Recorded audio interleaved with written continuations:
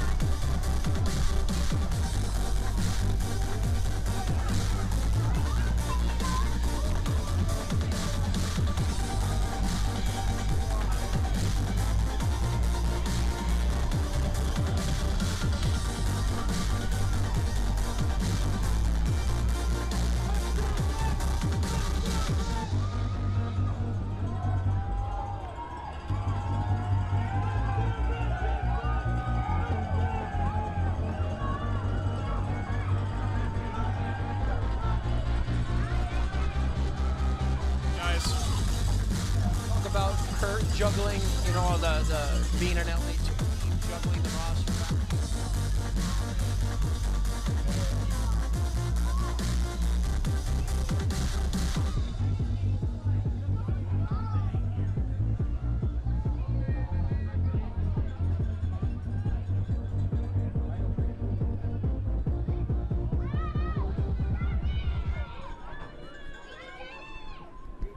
And now, ladies and gentlemen, at this time, would you please rise and remove your hats for the playing of our national anthem.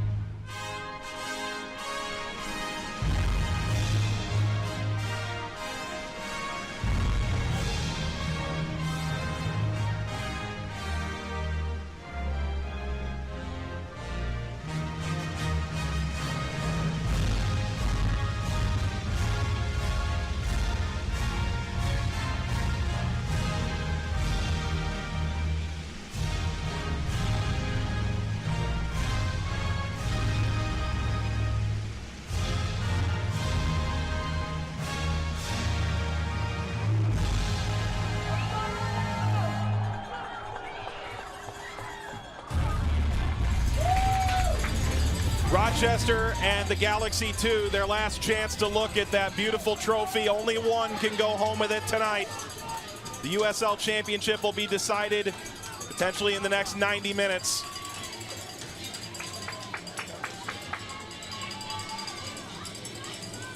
Let's take a look at some of the coaching tonight, because these are two coaches that have plenty of experience either in USL or also in MLS. For Kernan Alfo, helps that he went to Virginia, I'm sure, but has some MLS coaching experience, second year at the helm of LA Galaxy too. Absolutely. A lot of great experience there, Mike. And we talk about him preparing his team on the road. Talk about adverse conditions. He's going to have to be well prepared tonight for this. Everywhere Bob Lilly goes, he wins. That includes 2 stints now in Rochester. This is his 4th total year, 2 two-year stints for him. But he's gotten his team a chance to defend home turf in this final. Absolutely. Bob Lilly does such a great job of organization, getting his teams ready mentally, physically, and he's going to have to deal with the adversity tonight now with 2 strikers being out. How does he adjust his team? Well, he's getting his team together right now. Let's take a look at the road to the championship. First for the LA Galaxy, they did not get a bye in the first round. The number 5 seed in the Western Conference. They defeat Sacramento 1-0 on September 26th. A 2-0 win over Orange County. Ari Lassiter, a pair of goals on October 3rd. And now on October 11th, a win over OKC Energy. They scored in the 7th minute and took a 2-1 victory.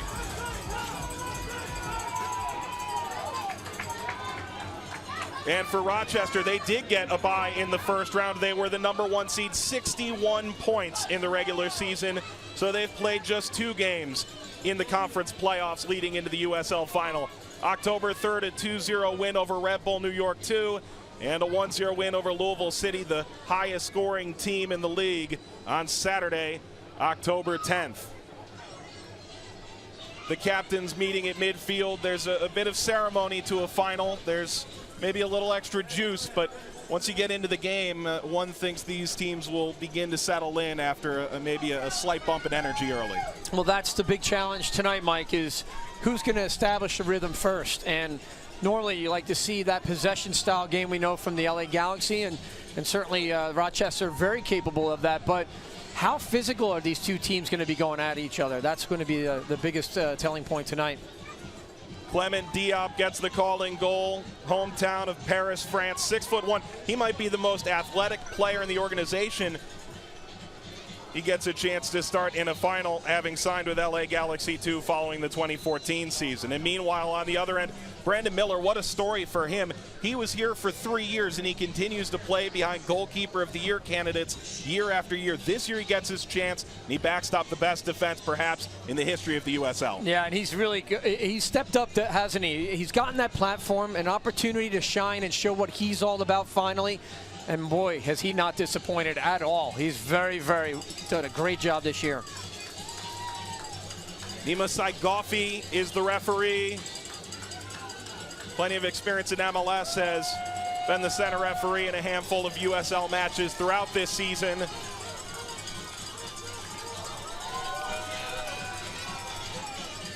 The rain is falling in Rochester, but that hasn't kept a solid fan turnout from making their way to Salem Stadium.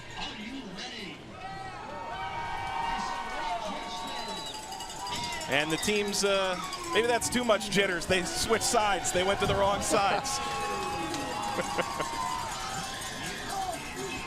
So it will be LA Galaxy 2 moving right to left into the closed end of the stadium for Rochester in the white jerseys with their commemorative 20th anniversary patch. They'll move left to right into the open end of this field. Jack McBean standing over the ball. 6 months of action culminates in 90 minutes.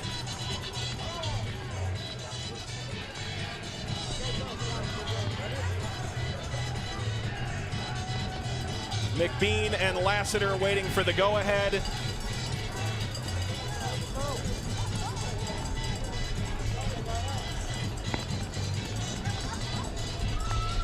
Both goalkeepers are ready now that they've switched sides. And LA Galaxy 2 kicks off against the Rochester Rhinos to open the 2015 USL Championship Final.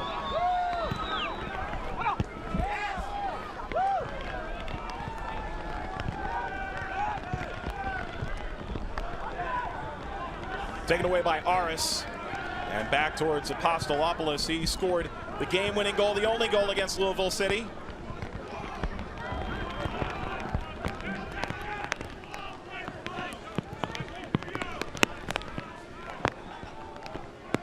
LA Galaxy 2 has scored in the opening 15 minutes of each of their playoff games so far this year. There's a feeling that they may come out and really try and press this Rochester team that has turned Salem Stadium into a fortress. Yeah, they're going to want to dominate the play, and you can see this already, Mike, the way that they're trying to establish territory by gaining possession and really pressing the issue here against Rochester in the early opening kickoff stages. Oh. A step over by Oliveira and no one on the other side, so Rochester tries to counter. And the first foul of the match.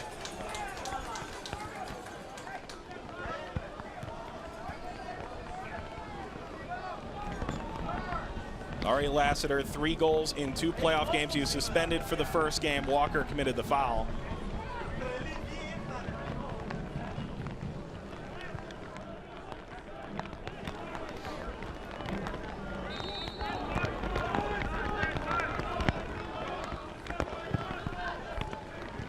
These teams did not meet this year, but when we spoke with Kurt Analfo, he said they've been watching Rochester for 3 weeks now, preparing for the possibility of this game. But as much film as you watch, one would think there's a point where if you haven't played them, it's hard to truly understand what they do on the field. You just want to make sure that you're prepared, as much as possible for what they bring to the table. And again, this is a game about mistakes. And with these conditions tonight, Mike, we'll see who reacts better to the mistakes on the field. Mendiola through Oliveira and kicked out by Rochester.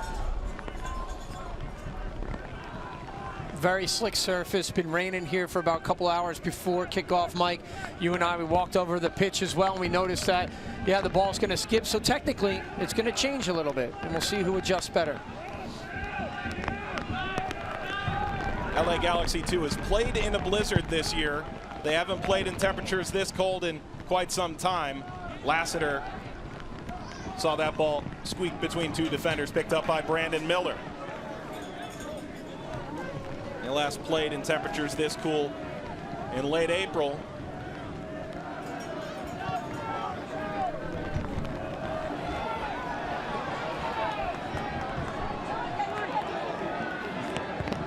Obasi, Walls,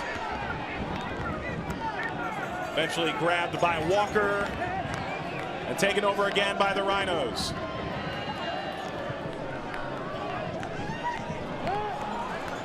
Mendoza can't hang on, and back comes LA Galaxy 2 and out of play. We'll see Franco really try to push up on that left-hand side a lot higher, stretch the game a little bit here.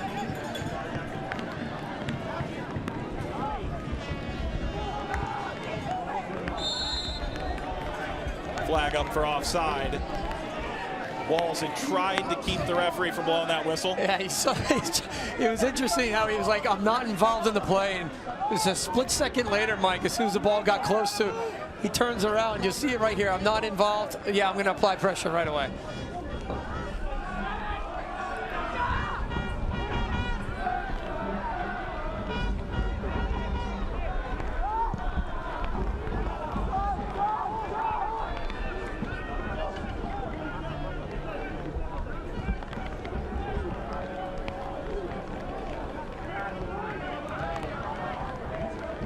Taken by Aris.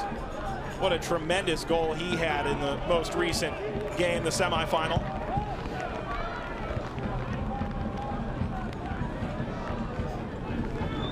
Heather Prusak is down on the sideline tonight, and she has more on the pressure that LA Galaxy likes to push early. Well, Rochester is 17-1-2 when scoring first this season. They've played in 5 scoreless games, and the 3 games they didn't score first, they tied. So Rochester's really gonna want to score first, and LA Galaxy's gonna have to try to limit that early. Thank you, Heather. Lassiter lines it up and sends it left.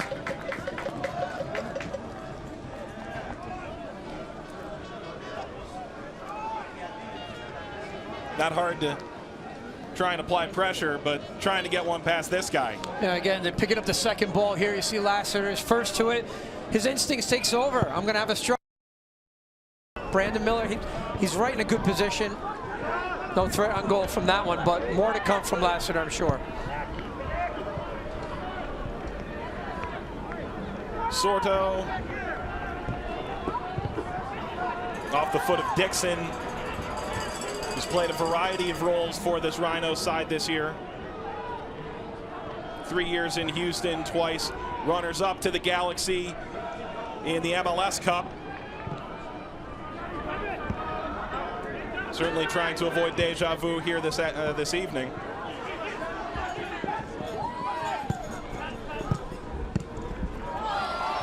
Mendoza.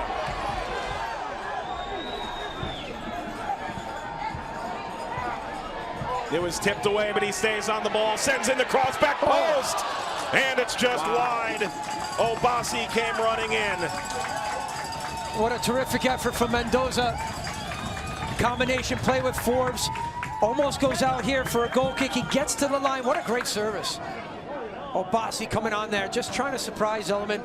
Late run into the box. Connects with it, but doesn't get a clean header. Good attacking shape there from Rochester Rhinos early on in this game. Check that. It was Dixon who was sprinting just beyond Obasi, who put the head to that.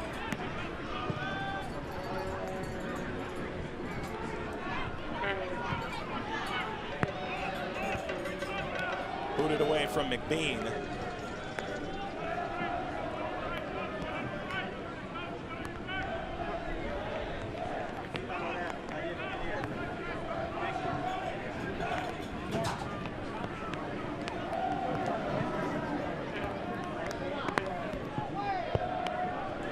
Apostolopoulos off of Aris, kicked by Walker. And the Rhino defense takes over again as they try and avoid the early siege from LA Galaxy 2. Tough turnover in the middle of the field. Sean Tosh was not expected to start necessarily, but gets the call in the championship as two key strikers out for the Rhinos.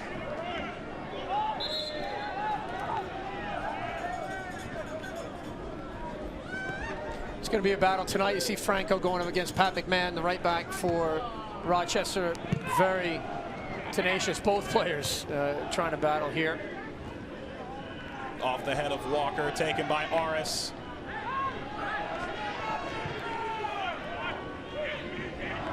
Off the head of Lassiter and taken by Miller.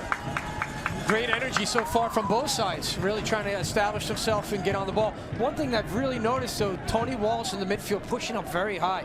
Here's that chip over the top, trying to find, see Lassiter just getting a peek in the head there. Up the left side, Dixon attacking again. Leaves it off. Tosh up and over. Yeah, Tosh getting the shout tonight, getting the start from Bob Lilly. This one just laid off. Trying to get the first strike on goal there. Tosh went to University of Illinois, Chicago. First professional contract for him came with the Rhinos, 24 years old.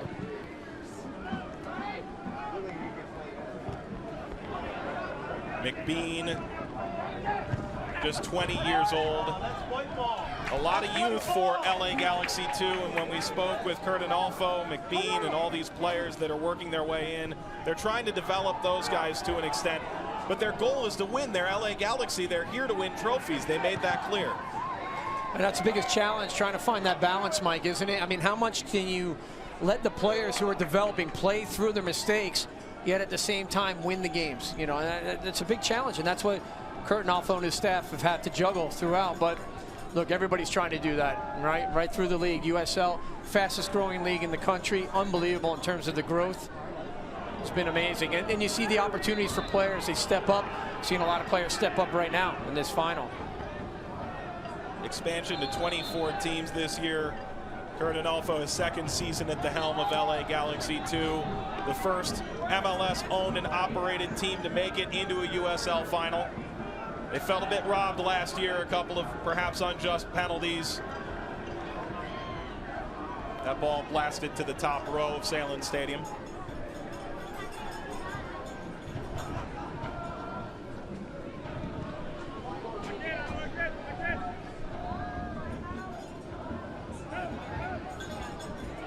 Aris can't hang on, and nothing there. Forbes was racing ahead, and Tosh takes over.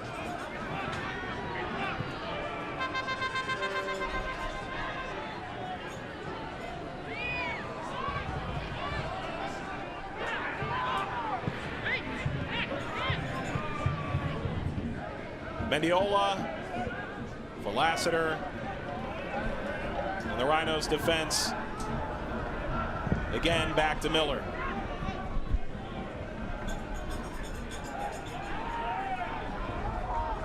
So a chance to regroup for Rochester. 12th minute, no score. The USL Championship matching the Rochester Rhinos, the Eastern Conference champion, the #1 team in the league, just one loss all season. And LA Galaxy 2, a team that's come on strong over the last couple of months, earned the #5 seed in the Western Conference. Lassiter tries a shot that's blocked. Van de Castile.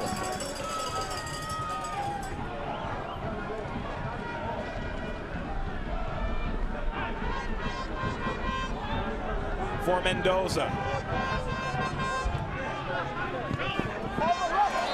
Off of McBean. Handball.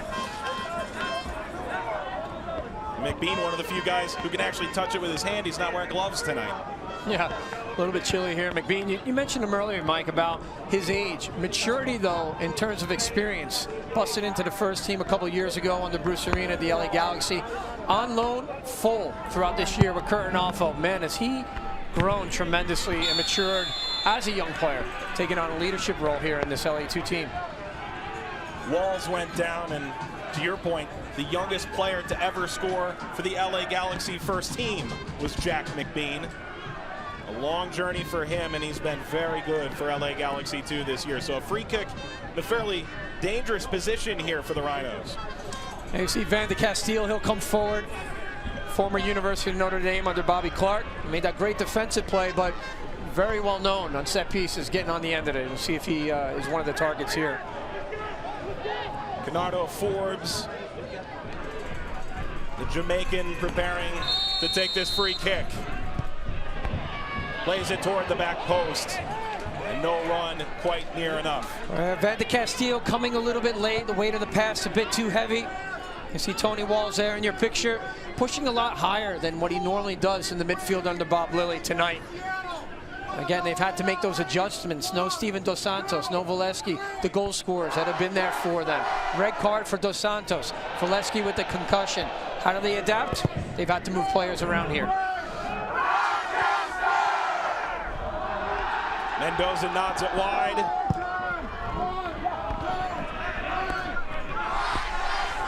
Taken over by Walker for Lassiter. And off the head of McMahon.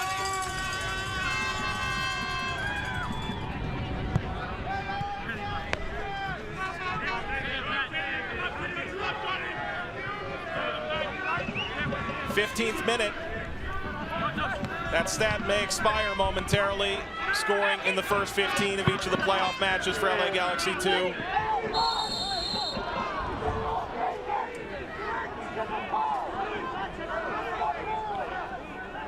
And Walls sorting through things with Diallo. Bob Lilly spoke to me during the week, and he said Tony Walls is the best ball winner in the midfield he's ever coached.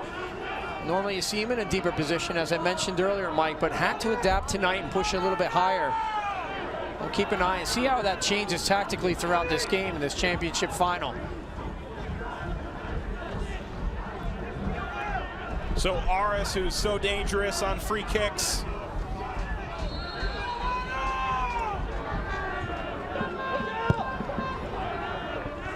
Didn't get it over the first group. They're looking for a handball. I think he's given the free kick, top of the 18 there, Mike. And just outside the area. Yeah, you see this wicked ball served in. See the skip off the turf? Was a handball there as it bounces up. Referee was in a good position to make the call. And you just mentioned Aris. Wow, what a free kick he hit. Huh? Unbelievable. So he's more than capable. A lot of players from LA want this one.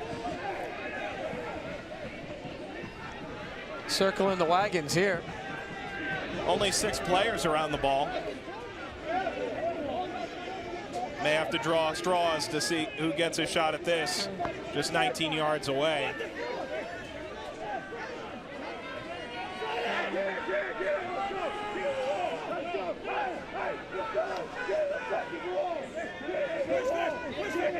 You hear Miller's instructions. Just making sure they're in the wall. Mendiola, McBean, Aris. But in the end, it'll be Aris or Lassiter.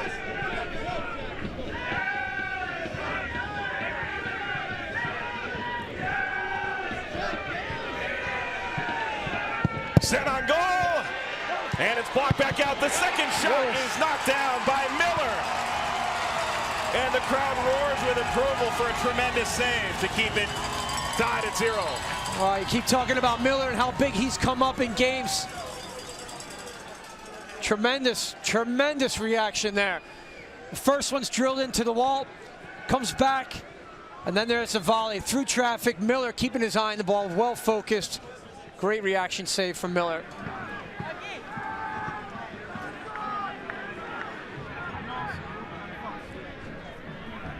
Mike Garzi being attended to.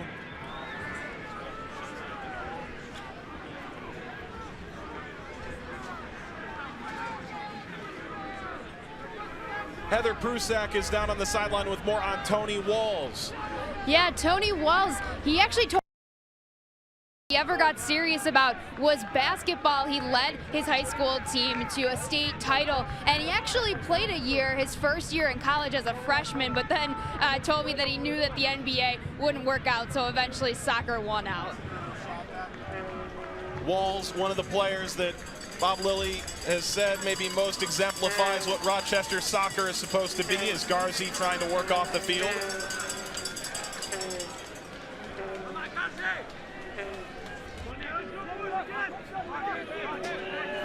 The Rhinos 2016 season tickets are on sale now. Reserve your 2016 Rochester Rhinos season tickets by calling 454-KICK option 2. And you can do it at the Rhinos administrative offices Monday through Look back at Garzi, who is standing in the wall.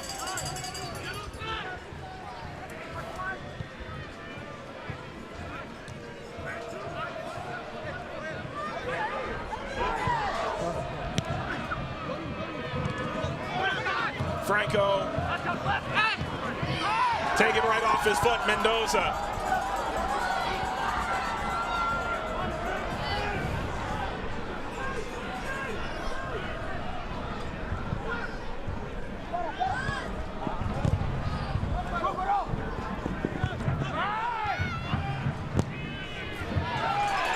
Sent up the left side, but the flag is up. It's offside. Well, it was tight there. Switching to play. Rochester trying to open up the game a little bit more. It's very congested through that midfield, Mike, and that's the thing, is who can pick their head up and catch somebody in a late run diagonal. Maybe stretch it a little bit, get in behind the back line.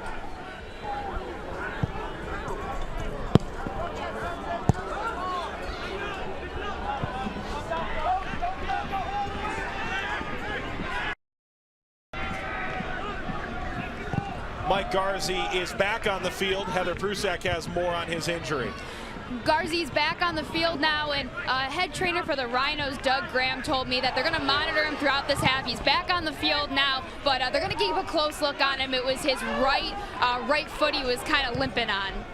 Mendiola for Lassiter, not a great touch. McBean, maybe a worse touch. The opportunity was there, bounced up on him just a little bit, wanted to crack it first time. See the early ball coming in. There's Lassiter. The ball just bounces off of him. McBean trying to capitalize on that. Wants that one back.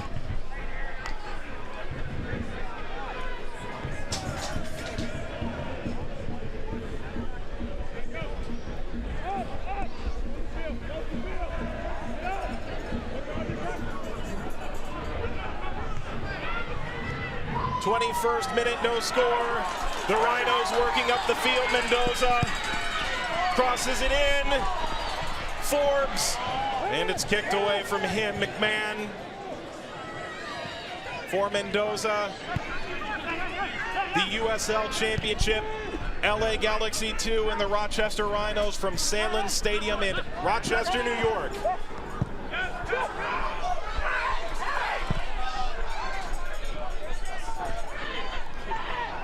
Aris.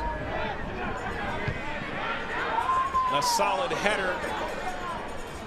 The Rhinos slow it down. Mendoza. Chips up the near side. Diallo. And Diallo's so strong, Mike. You see that right there in the evidence, the way he's shielding it, especially against Mendoza, who's been electrifying in this opening game, part of the game. Great pace down the line, some great service as well. He might be trying to pin back Franco as much as possible, tactical there. Tosh, Forbes. Whoa, what a great ball. Over Oliveira.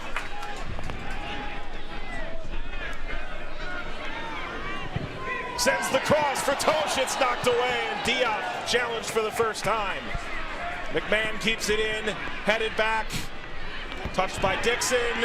Dixon goes down, and the official with no whistle. And Mendoza couldn't keep it in.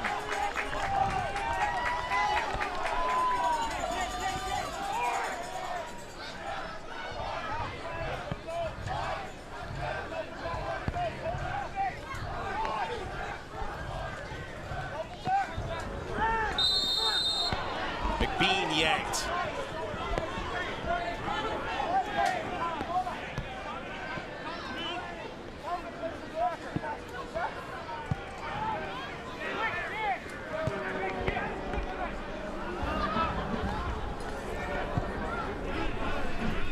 Diallo, 24 years old, started 20 games for Galaxy 2 last year. Alvarez turned over. Forbes makes a move past Walker. Through ball for Walls, but Forbes can't get it back.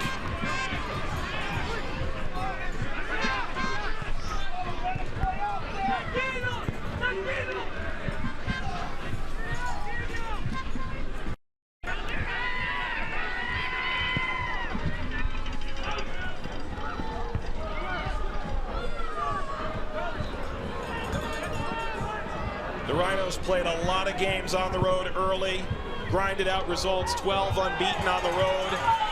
And they came back from that long stretch. They knew they had a chance to secure home field if they were able to make Salem Stadium a fortress. They've done so. And it's a difficult place to play, especially for an LA team coming all the way across the country for the first time this season. I'm sure the message from Bob Lilly is make sure they understand this is our home field. Make it a fortress, make it difficult to play. And the conditions now, the rain's let up. It's been fantastic right now. More of the crowd starting to pour in as well. There's Bob Lilly. Constant instructions there through the midfield in that last line of defense. The one thing about LA, though, talking to Kurt Arnolfo earlier today, was that they're used to playing low-pressure defense. If Rochester does drop off, then they're able to kind of break that down. They have the patience, he believes, in his group to really get past that.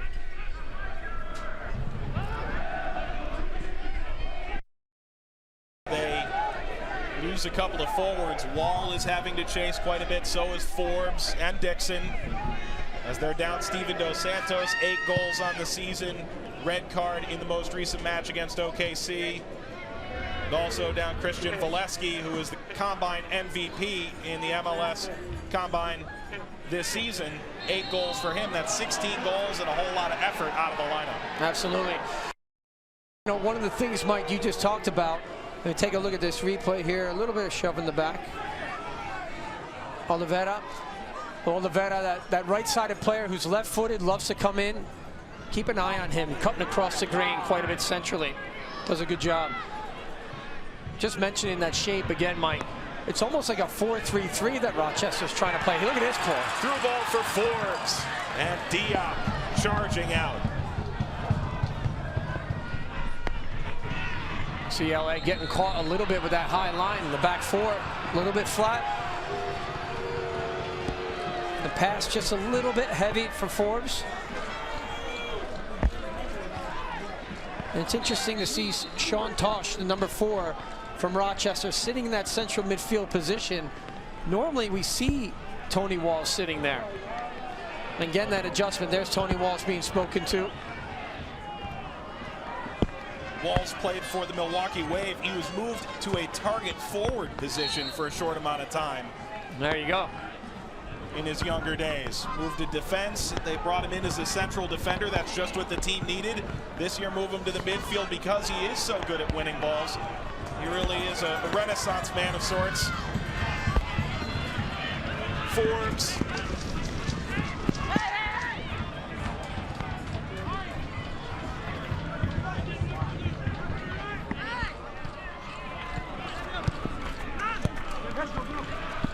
Forbes. Got it out for Garzi, who was injured earlier. He's knocked off the ball. Oliveira coming on. McBean and Lassiter to his left. Lassiter sends a cross. It's touched on the way in, and Miller dives. Down on the field, Heather Prusak has more as Tony Walls has been quite physical tonight. Kurt, head coach for LA Galaxy 2, Kurt Analfo is very frustrated with the play of Tony Walls, constantly saying, you know, he's a good defender, but you know, he gets fouled all the time. So you can definitely see the frustration here down on the sideline of head coach Kurt Analfo.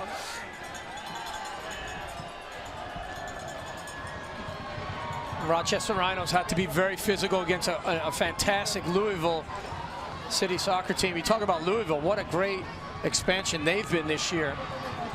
Under James O'Connor, they're getting knocked out 1-0, but they were very physical last game, and it paid off for them, getting a 1-0 win.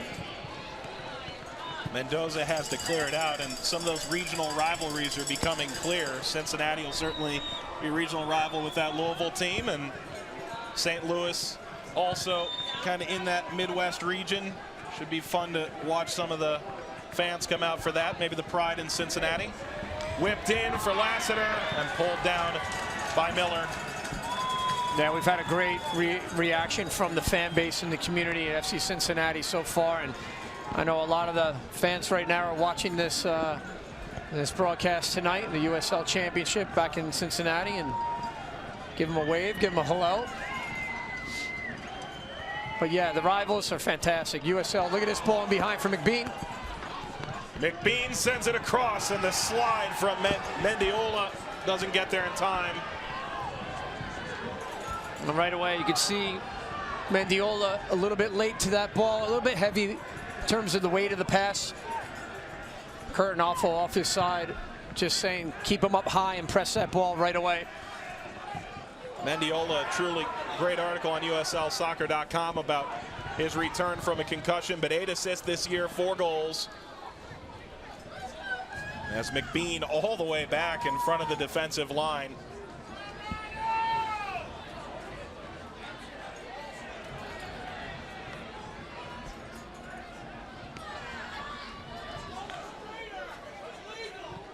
For LA Galaxy 2, it's been about continuity, injuries, suspensions, first team call-ups, a player down for Rochester Rhinos.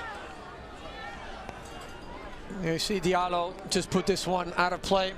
And the challenge that came in, Jack McBean being strong from LA, holding the ball off there. And that's Garzi again. Yeah, he was Garzi injured earlier in the game. Yeah, he's needing treatment now.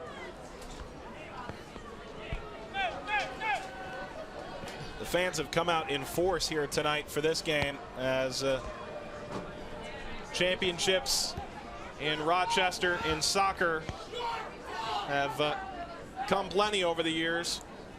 Western New York Flash and Rochester Rhinos both here at Salem Stadium.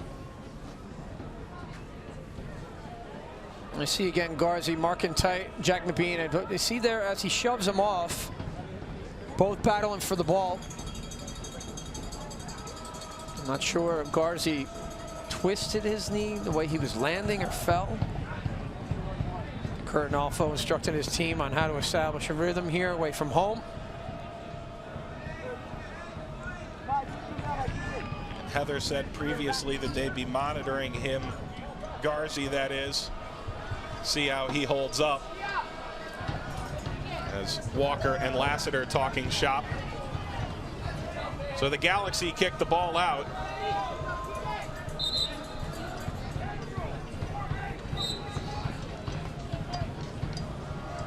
And the Rhinos dutifully send it back to LA Galaxy 2.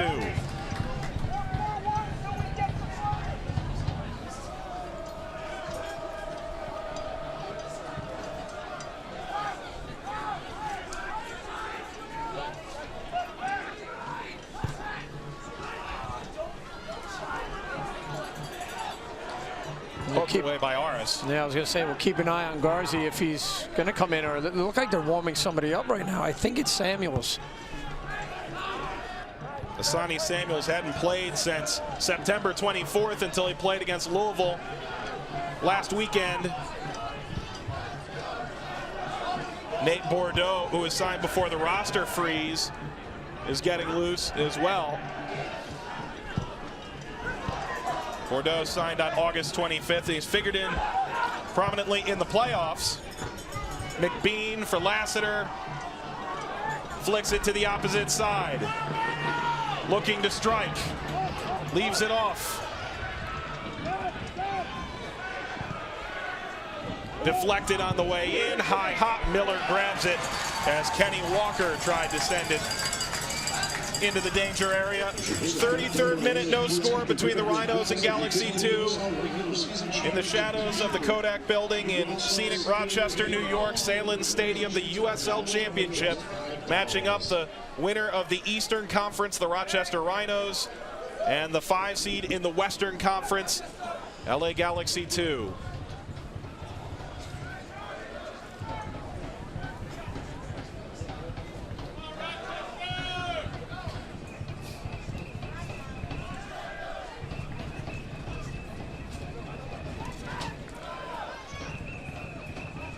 Mendoza. It was hit by Franco.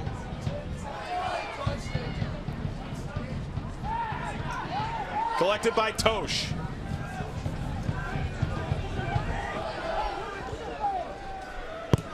And a sub will be coming on. The board is lit up at the 4th official. Looks like Bordeaux will be coming on for Garzi, who struggled with injury from the get-go tonight.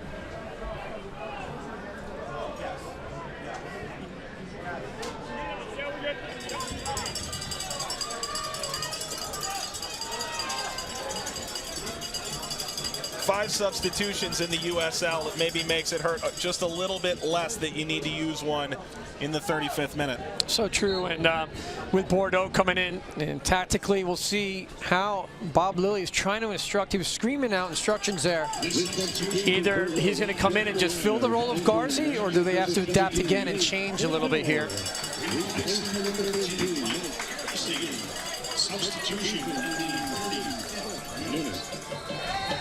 Bordeaux transferred to Rutgers from Boston College, signed with his hometown team in Syracuse in the MISL, and came over, as I mentioned, before the roster freeze back on August 25th.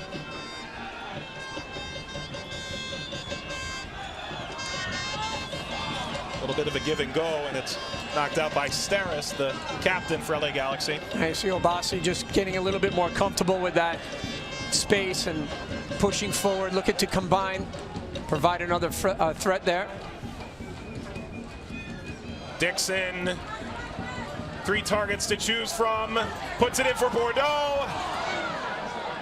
The danger not over just yet as Mendoza puts it back in.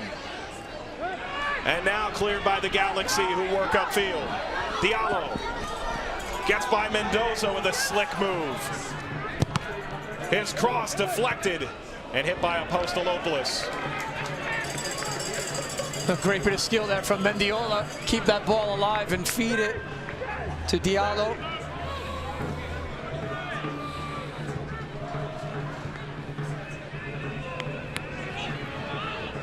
Mendiola again, he's been very, very busy on the ball tonight, the number 40. This time leaves the ball at Mendoza's feet.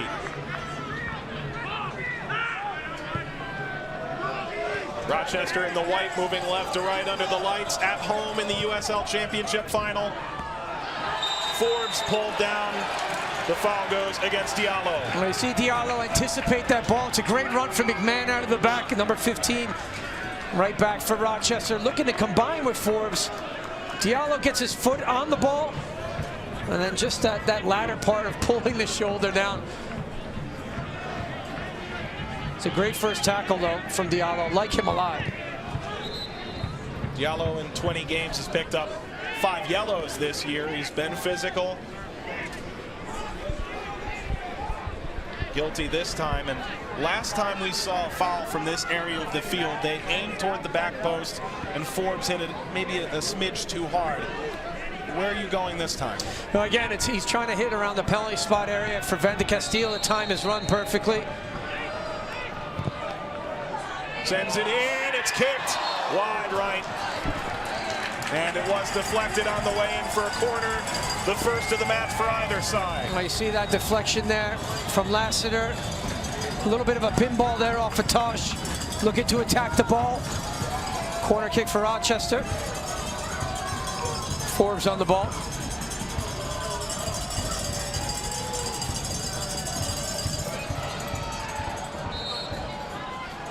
It's a wasted opportunity. That ball just going out of play. An update on Mike Garzi with our Heather Prusak.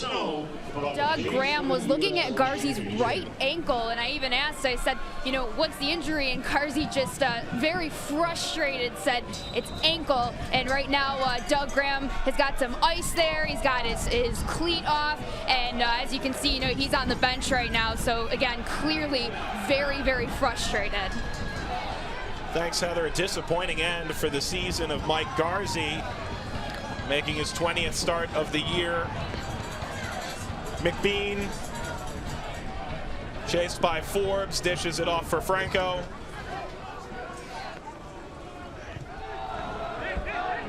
Garzi having such a great season, Mike, you were just mentioning, as a starter, his contributions, and he'll be missed in the midfield tonight. And it's always heart-wrenching as a player. You want to get to that championship, you want to get to the final, and then to walk off the field in the first half in an injury, it's got to be killing him right now.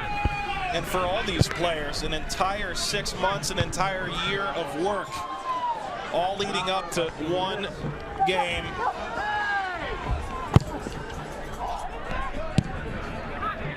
Walker, pushed by Walls. And again, that can't make Kurt Adolfo too happy as Walls came rushing in. Franco for McBean, and the player down in the back for Rochester.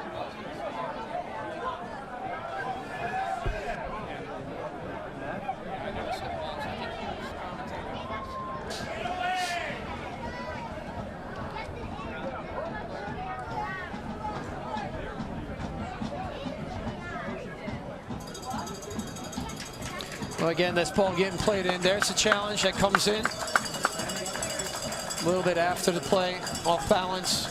Might have got caught by the bottom of the boot.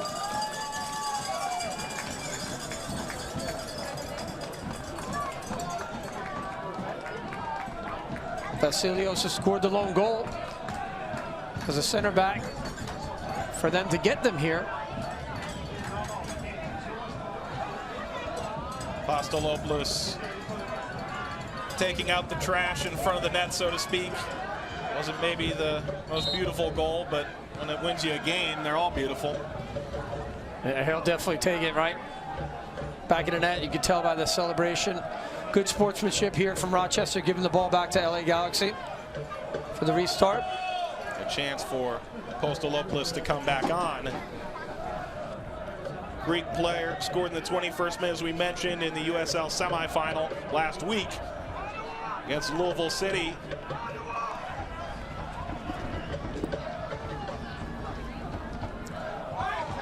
Franco tries to send the ball in, but the defense for the Rhinos will clear it downfield.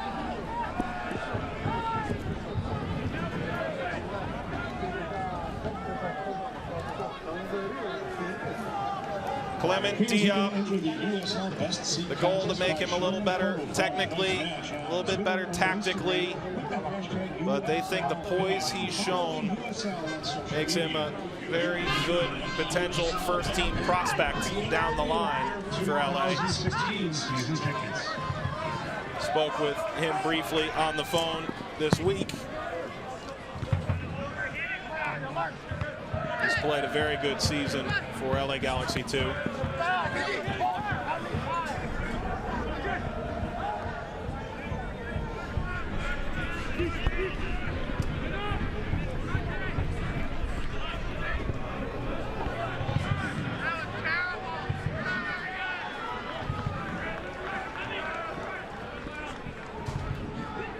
Van de Castile for Apostolopoulos.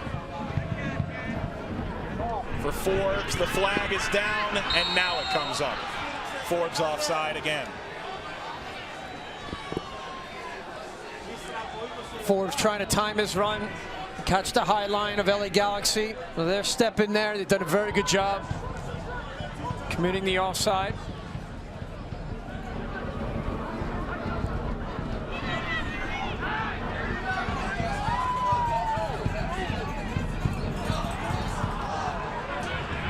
Turned over just as the Rhinos were starting to move upfield, and there's no whistle as the Rhinos take over again. Walls over the top, Bordeaux. And at the last moment, the Galaxy recollect the ball.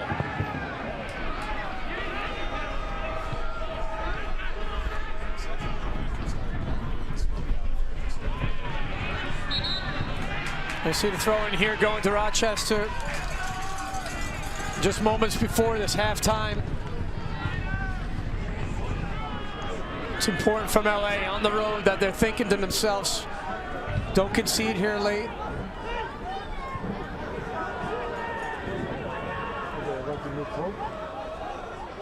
Coming up at the half, as maybe another highlight to add, Aris looking for Lassiter. Aris takes over again, and the Rhino defense seizes. Mendiola put it in. Franco. Aris. Franco. Sent in by Aris. Over Sorto. And down goes a player. Foul. But there were two behind. Certainly not the last line of defense. Yeah, always a question. Does he take away a goal-scoring opportunity? Kenny Walker, late in the challenge, a little tug on the jersey.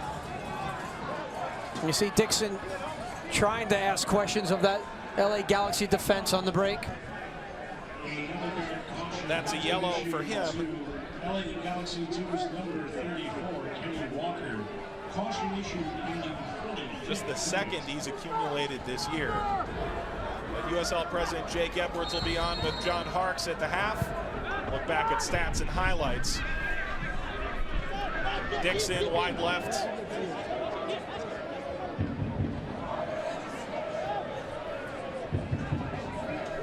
Rhinos with a good opportunity on the edge of the box, sends it to the middle. Dixon was there, and the shot blocked again.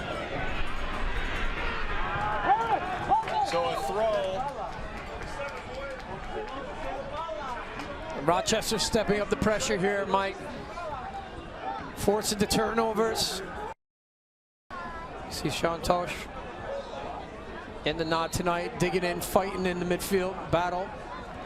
Of course, as you always expect in the USL Championship Final, nothing comes easy.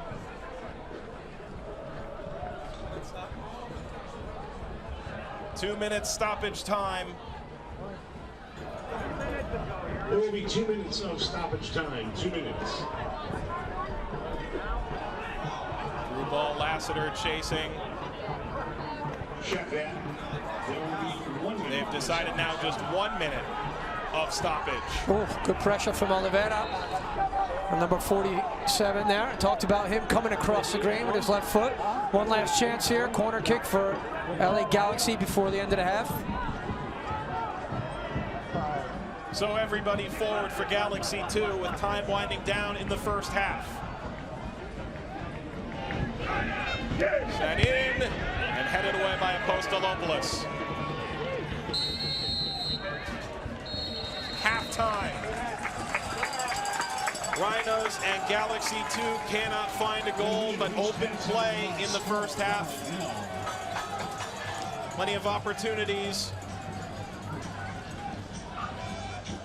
Neither side able to claim the opening goal just yet in the 2015 USL Championship Final. Which are brought to you by Jaeger, Treviso, and Associates. 3 shots for your Rhinos. Heather Prusak is down on the field. We've spoken about how impressive Jack McBean has been in this game. Yeah, Jack's had a tremendous effort trying to find that space. It'll be interesting to see what Heather can find from Jack right now. McBean standing by with our Heather Prusak. Jack, obviously it seems like it's been difficult out there to get some space. What adjustments do you guys need to make in the second half? Yeah, we just got to slow down. You know, the game's going pretty fast right now. Everyone's, you know, just rushing it a little bit, so we have to just slow it down and, you know, trust our game and play. Overall, being out here in the elements, the cold weather, it's a championship game, how would you assess your first half performance? Yeah, it's all right. You know, we didn't want to be behind at the end of the first half, and we're not. So obviously we'd like to have a goal, but you know, we're going to push and try and win this thing. Thanks, Jack. Good luck. Thanks. 381-35-30. Off to the locker room. So McBean off to the locker room. Rhinos and Galaxy 2, no score between them. An expansive year for the USL this season. They're up to 29 teams, growing, one of the fastest growing leagues in the world. Standing by with John Harkes is USL President Jake Edwards. Thanks so much, Mike. And joined here now by the USL President, Jake Edwards. Jake, first of all, congratulations on stepping up into the presidency role in this unbelievable league, a fast-growing league. What a great championship game it is tonight, and just your thoughts really quickly on this. It's been a great first half. Two really good teams attacking each other, playing with their hearts on their sleeves. And I have to say, these Rochester Rhinos fans who are in tremendous voice here, and it's 40 degrees. It's just stopped raining. I think it started against. These are could be the toughest fans in our league, but it's a great atmosphere tonight. Jake, tell us a little bit about the growth of this league. Quite often, you know, we hear about, you know, all the pyramid structures and the development that goes on. USL, fastest growing league in the country. Give us a little bit of a State of the Union address, if you can. Well, 2015 has been a really breakout year for our league, a very important year for the league. We've had a number of key initiatives that we've been working on that we've been able to launch and execute. Season. We started the year with our new brand. We'd worked on a new digital home. We'd worked hard on the broadcast, having all the games available via YouTube to a global audience. We'd welcomed no less than 13 new clubs into the league. So it's been a tremendous year for growth. We've focused on going into the right markets. We've focused on bringing the right ownership groups into our league who are adding a tremendous amount of value for our league, but for the game itself and growing the game, are committed to building great venues across the country. And so it's a testament to the work that all of our clubs and our owners are doing to advance the game here. And what about Orlando Soccer Club? Talk to us. A great announcement yesterday about them coming into the league again. You know, you lost them after 6 years. You know, you talk about going into Major League Soccer and all the growth and the changes there. Yeah. Talk a little bit about the announcement you made yesterday. Yeah, no, it's really exciting. So Orlando had 4 great years with us, and you know, made the move to MLS and had a really good first season at MLS, and joined the 5 USL teams that have moved on from the USL. We're very proud when a USL team has been able to achieve such a you know, something so special and build a brand and build a fan base and build a great club that they're able to move on to the MLS. It's an aspirational league, and teams should you know, should look to do that, and that's we fully support that. We're thrilled to welcome them back. They were a first-class organization in our league. They were successful on and off the pitch, and so, you know, they led the way. They set the benchmark that other teams have followed. We're very proud to have them back, and we know that's going to continue. Well, expansion is very important, isn't it? And I'm very happy to be part of the group as well with FC Cincinnati. So Thank you, Jake, for joining us at halftime, and we look forward to a great second half. Yeah, my pleasure. Good luck. And can I just thank everybody that's followed the USL, all the fans that have followed our league and come out and turned out to all their teams in record numbers this year. So bigger and better things are in store for 2016, and I hope you keep supporting your clubs. Thanks, Jake John. Edwards here joining us at halftime. Look forward to the second half, kicking off in just a moment.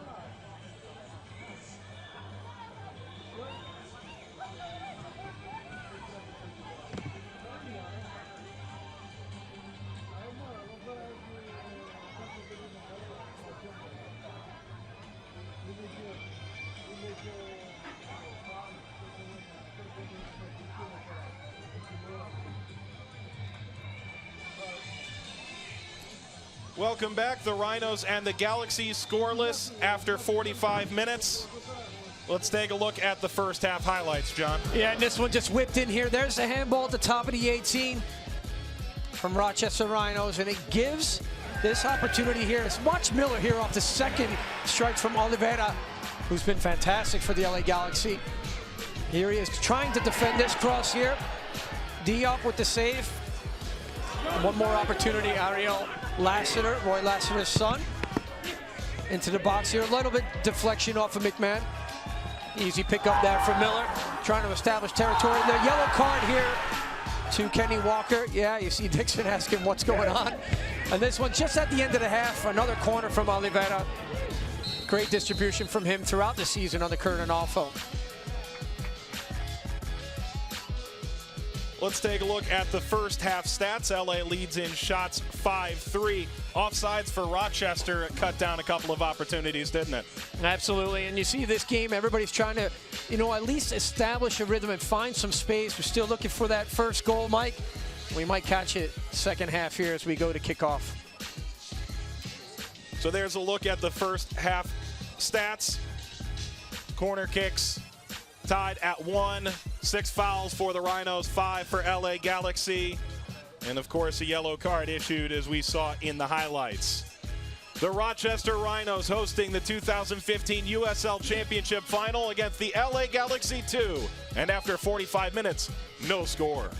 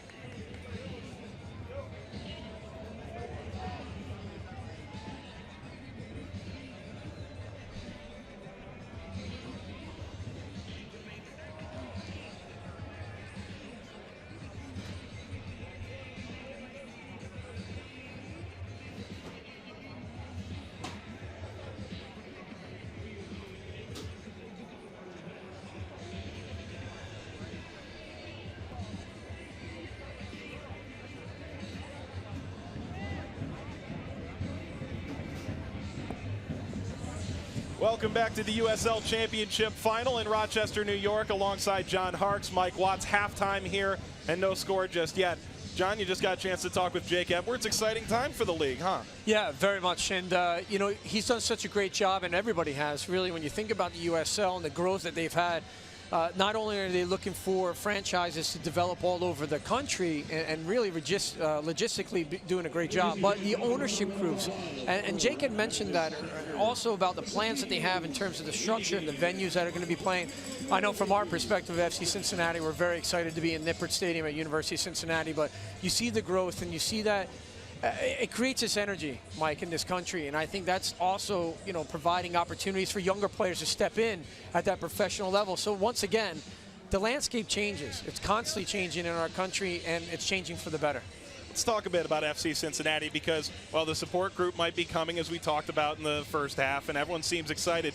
You actually have quite a challenge ahead of you. You have to build a team. Well, thankfully, I have a great assistant coach in Ryan Martin as well, and our staff, Jeff Birding, our president, and you know, our ownership group and everybody that's in the front office. We're all in it together, and so we know there's a process. It's going to take time, you know, establishing relationships, building the team itself, and we just, the number one thing is, look, we know that there's going to be a great fan base there, and we also know that they want to see good soccer. So for us, we have to take a lot of pride in putting this team together and make sure that guys want to embrace wearing the FC Cincinnati jersey, and we're hopefully going to get there soon, but you know, it takes time. So we're really excited about that project that's ahead of us, and you know, as I said again, so far it's been very good. We've had great corporate sponsors, endorsement deals, Toyota jumping on board, UC Health, everybody. It's been fantastic. So we're really having a good, you know, good off the field.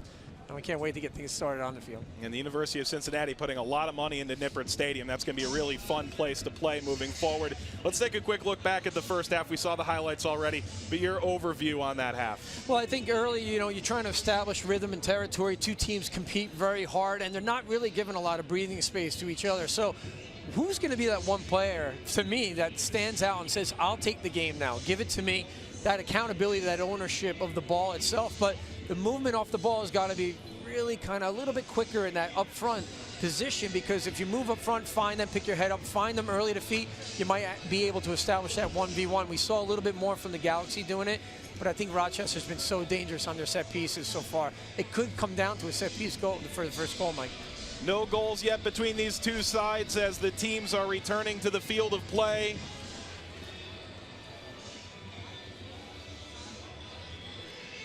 We'll have the head coach for Rochester out in just a moment as Bob Lilly has led this team to a first seed, 61 points, a historic season by all measures. A tremendous defensive performance from them all year long. Brandon Miller warming up down on the field, a couple of the players making their way back on.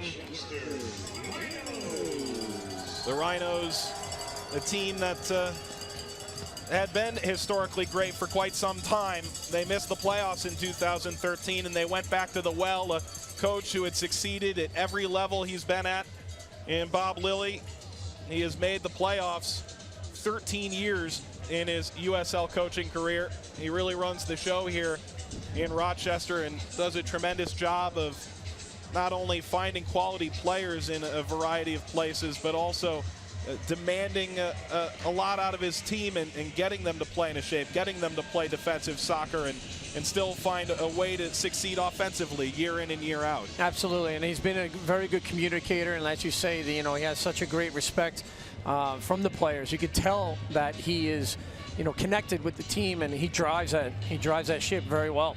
I'm still, you know, I'm curious about, Mike, in this second half is, you know, when is Rochester going to get the first shot on goal and really test Clement Diop? I mean, they haven't done that enough. They've had opportunities just wide over the bar a couple of times here and there, but they've got to get that first strike on goal. We'll see how long it takes for Rochester to establish that and see what kind of reaction comes from LA. 3 saves in the first half for Brandon Miller, a couple of them absolute beauties. The Rhinos didn't really get forced to make a save in this first half, but the pressure was there. We talked about it before the game. The corner kicks actually favored Rochester throughout the playoffs so far. They've applied pressure. They've scored goals in those other games, but this is a Rochester team that's applied that pressure throughout the last couple of games. Well, they have. They know they've got to be tight. They close down the space as much as they can, and they try to press together as a group and as a unit. Physically, Mike, we've already mentioned that. I mean, you know, even against Louisville, they were very physical. I think there was 4 maybe yellow cards in that particular game at that point, plus the red card to Dos Santos, who's missing tonight. I think they're missing the big men. They really are. Kurt Analfo, who, you know, has managed this group very well in their second year as an LA2 team, doing such a great job. I mean, the number one thing for him is, can I get this balancing act? Can I get the development of the younger players in the academy and the first team? But Bob Lilly, well, he's with Heather right now, Mike. Let's throw it over to her. Coach, it seems like your defense has been kind of frustrating LA's attack a little bit. What have you liked from your defense so far? Well, I think we've done a solid job defending, but we're trying to win the game. So I'm hoping we're, you know, able to close the field and go forward, you know, in numbers. You know, I think we've relied just on the long ball. I think we can string more passes together. We just, you know, our passing's got to be a little bit quicker and the movement's got to be a little bit quicker. Coach, any update on Mike Garzi? Yeah, he's out. So, I mean, we already made the sub, you know, but Nate Bordeaux's played for us well here recently. So it's a chance for him to step up. Hopefully we'll use our depth tonight and be able to bring some guys that can impact the game. Thanks, Coach. Good luck. Thank you.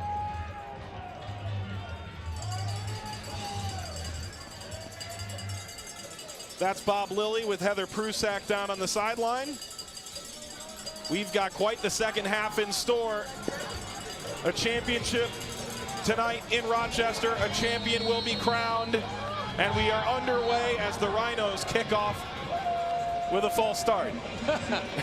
The clock's running on the scoreboard, too. And now we're ready. Second half underway. You know, the first half they went to the wrong side of the field. This time, at least they were going the right direction. I think they're trying to confuse us up here, Mike, you know? That one was for the fans at home. Ball lifted into the Rhino defense. And kicked out against the flag. There's McBean chasing. Well, one thing that really, when Heather was talking to Bob Lilly, the one thing that stood out to me is that he said, we want to combine more. We want to make sure we link up a little bit better instead of being more direct, which he thinks they were in that first half. So keep an eye on that too, Mike, for the second half and the viewers at home. Will they be able to link up more, create a little bit more of a rhythm and establish that through the midfield? Here they go. Walls leading the charge with Forbes. And stepping in at the last moment, Steris. Yellow smoke pouring out of the section to our right. The Oak Street Brigade and the Flower City Stampede, both providing tremendous fan support in Rochester. The Stampede to our left, the Brigade to our right.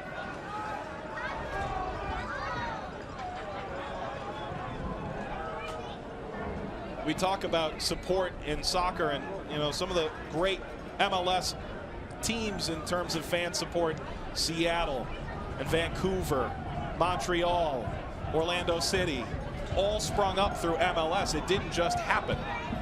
That's correct, and then you continue to see that the growth again in this country at every level, but the relationship too. And you know, Jake Edwards, the president, at halftime talking, you know, about that with MLS and some of those MLS2 teams that are emerging and coming out, but also the standalone clubs that have been here from day one. It's fantastic to see them, both of them here present tonight in the championship final. Head by Sorto, off of McBean. Goal kick coming for the Rhinos. Rhinos in the white jerseys, they'll move right to left towards the close end of Salem Stadium. It looks like maybe a little bit of trouble there going up to the end line for Raul Mendiola. Yeah, he looked a little bit ginger the way he was reacting to that. We'll go together. Here we go. Go ahead, go into it. Jog there and back. Jog there and back. Here you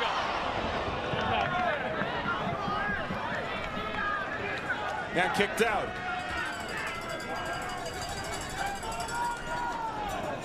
I will keep an eye on Mendiola, see if he continues. Looks like Kurt Analfo already down on the sideline. He saw that too. Yeah. Nacho Maganto will be subbing on. High knees down. Then jog back. That'll be the first sub for LA Galaxy 2. Rochester made one in the first half as Garzi went out due to injury. Tosh.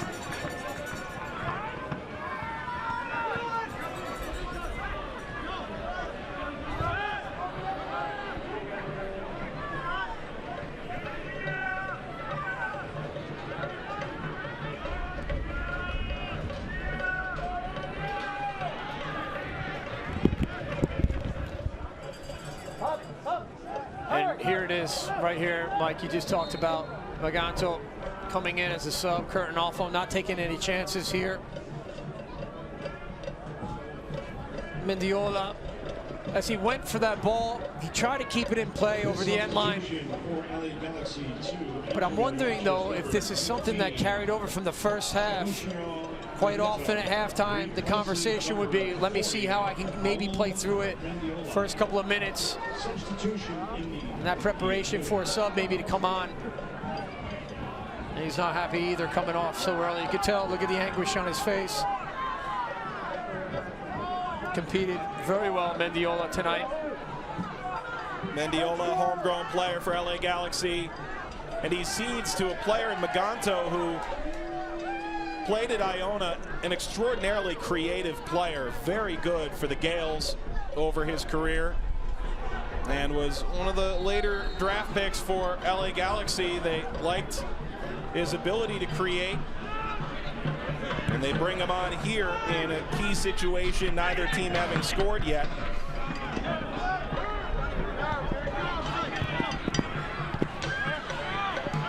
Dixon, Steris, and now Diop.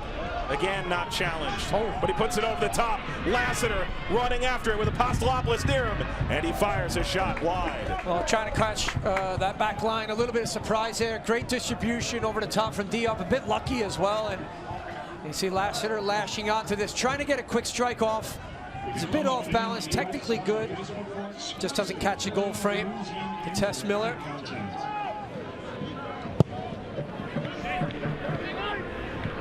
Lassiter, that presence, that speed that he has.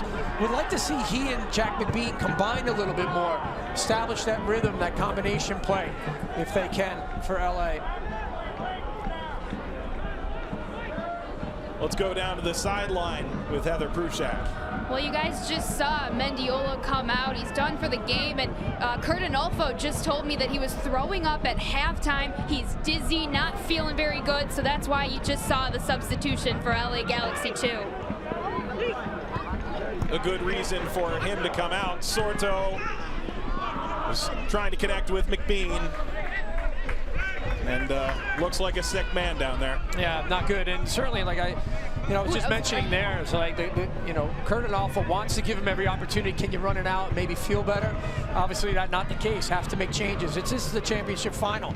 You can't waste time. You've got to make the change, and they're allowed 5 subs, as you said earlier on in the rules in USL. He's got to get a player on there that can compete. We spoke about how good he was in the first half. You never would have known that he was sick. And Sorto swan dives into the sideline.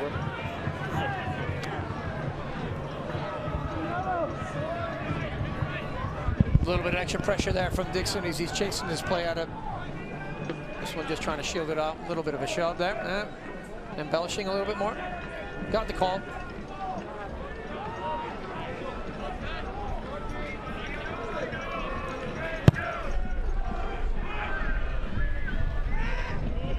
Brandon Castile has been solid in that back there, reading the play, dropping off just a little bit for any direct balls there from LA in the top.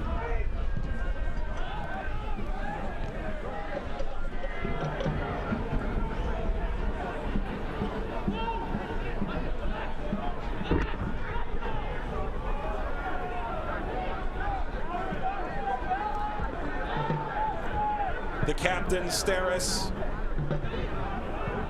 jumped at the opportunity to come to LA Galaxy. They needed a little bit more experience on this team, a lot of young players, and Steris has fit right in, and he's just been a tremendous leader and on the field player for this team this year. Good early ball.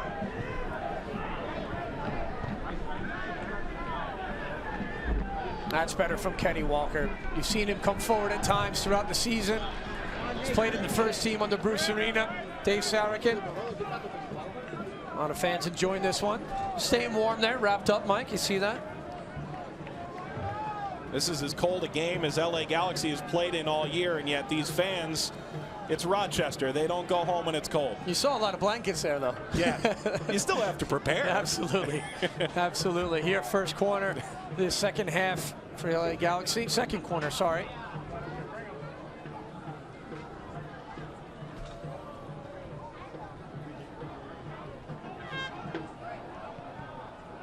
Nodded away easily by McMahon.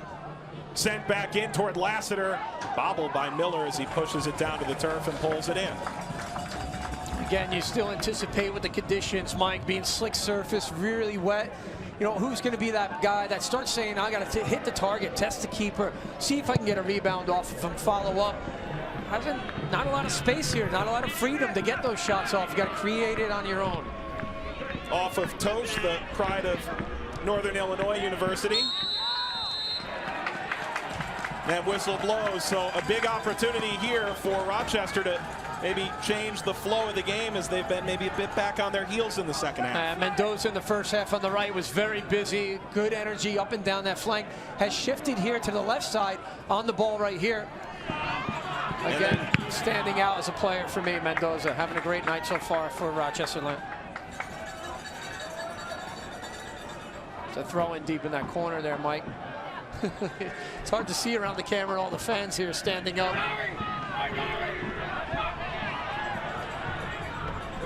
Up by Bordeaux, off of Mendoza. Johnny Mendoza played for Orlando City. He's the only player playing here tonight who has played in a USL final previously. He won in 2013 with the Lions. Walls played in. And the whistle blows. And Mendoza, Jack McBean having a little feisty, you know, pushing and shoving contest. Curtin also letting the referee know his thoughts there as he's close by. Maybe a little bit too close for the referee. Nima Sagafi is the referee tonight.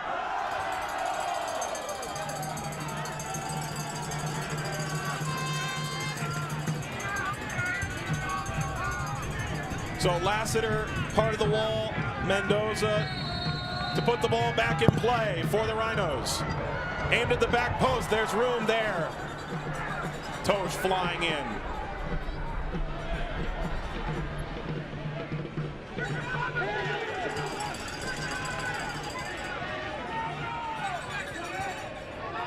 Forbes.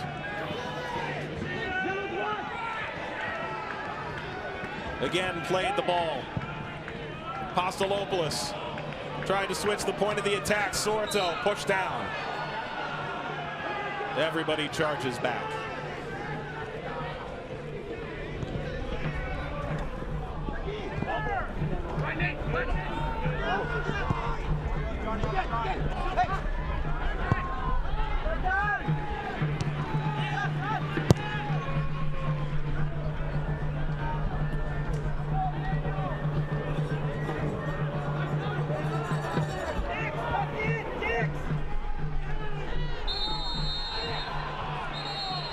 Bordeaux, the sliding challenge, and they bring it back. Just watching off the ball here, Jack McBean closely marked throughout this game. I mean, you know, if it's not Obasi on him right now, then it's Vanta Castile pushing him and shoving him and getting on top of him. Not giving him a lot of space. Yeah, Bordeaux was assessed a yellow card caution. A yellow card caution has been issued to Rochester's number 17, Nate Bordeaux. Diallo coming forward. We talked about how good he is as a defender, but again, one of the targets in the box here for this set piece.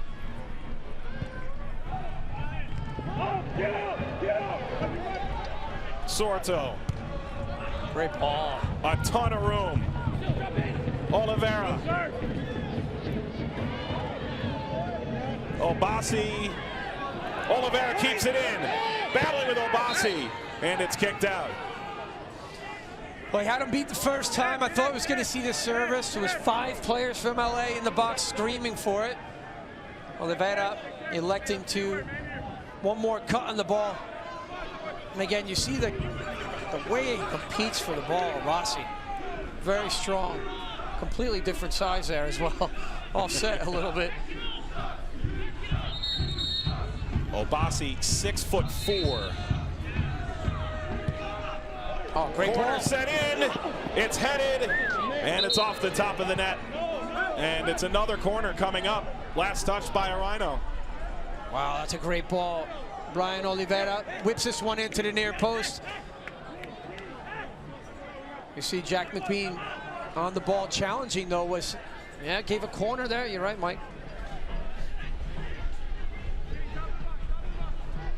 The Galaxy and the Rhinos trying to break through in the USL 2015 championship final.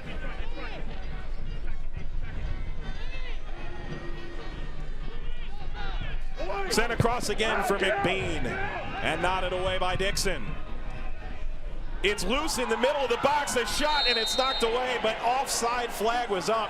Miller was up to the challenge regardless. Yeah, Miller did a good job, but Jack McBean coming a little bit late towards the ball, definitely offside, the right call. Fans, you can reserve your 2016 Rochester Rhinos. We'll see here as it comes out. It's tough to see. Is he coming late? Yeah, he's coming there. A little bit more pressure from the LA Galaxy in the last few minutes here. 60th minute in Salem Stadium in Rochester, New York.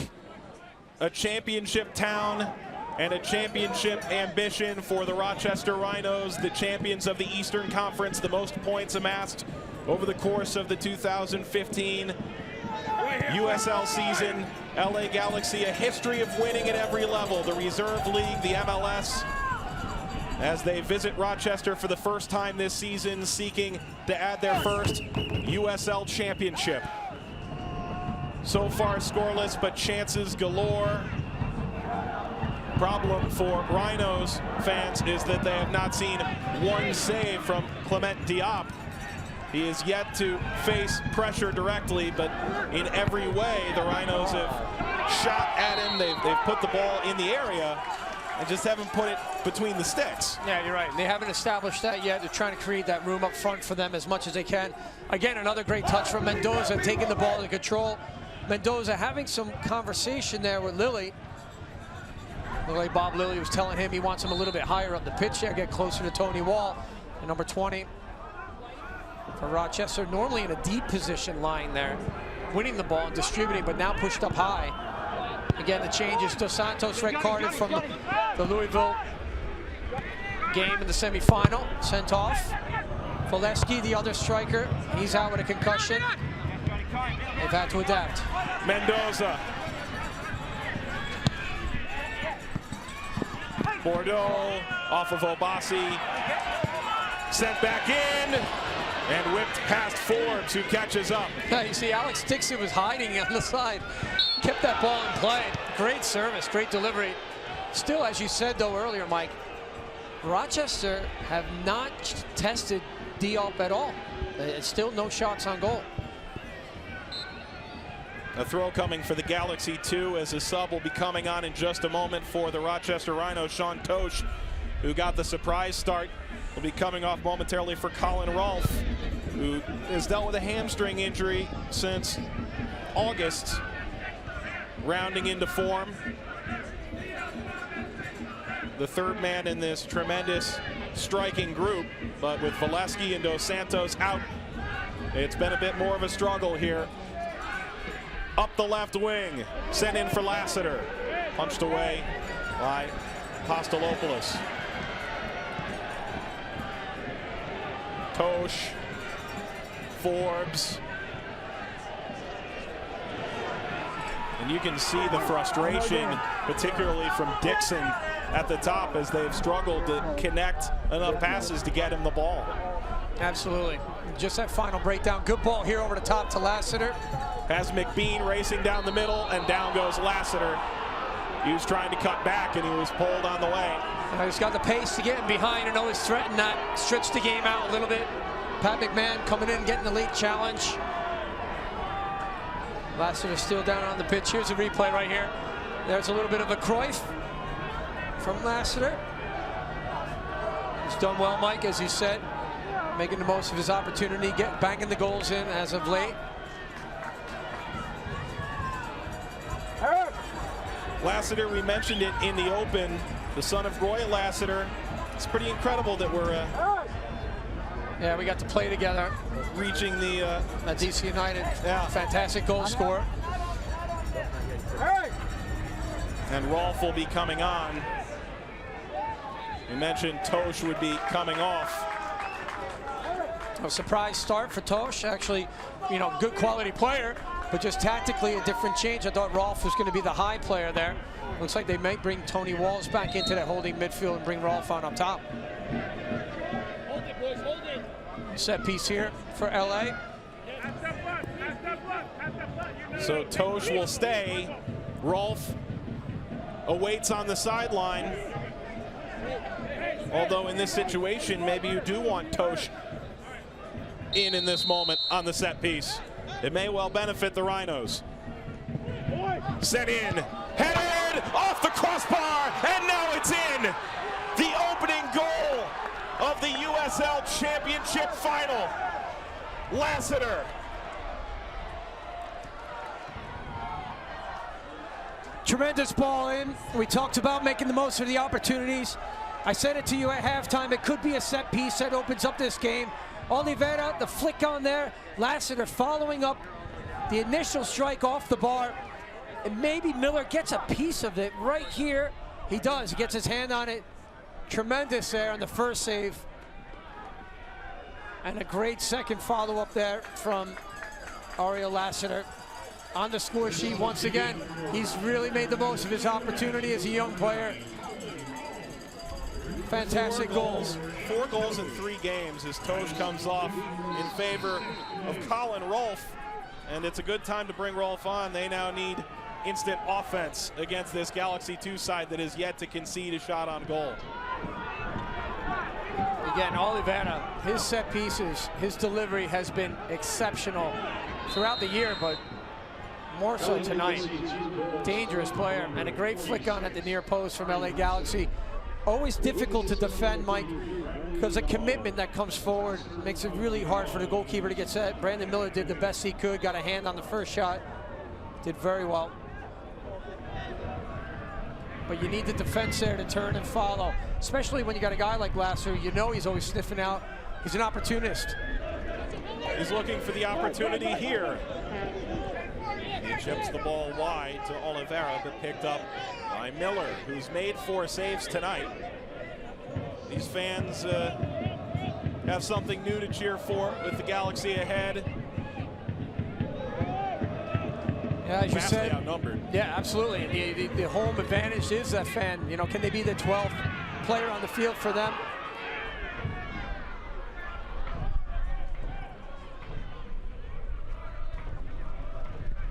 And McMahon kicks it out. Ari Lassiter in the playoffs cannot be stopped. 2 goals against Orange County, a goal against Oklahoma City Energy. He has now scored 11 goals in his last 16 games in all USL competitions. We mentioned it a bit before the goal. The timing convenient, but Roy Lassiter playing with DC United, 27 goals in 96, 88 his career in MLS. You never saw Ari around the training ground at all, did you? Yes, we did. He was with my son Ian, and quite often they would talk about the game and play, and it would just be fun to watch them. Here a challenge coming in late. Looks like Dixon is the guilty party. Yeah, it looks like he's trying to get stuck in there too. A little bit more pressure on Kenny Walker in the midfield, number 34. Dixon again trying to find the game. There's a little bit of a challenge. Looked like they're offside though. Couldn't tell from this side.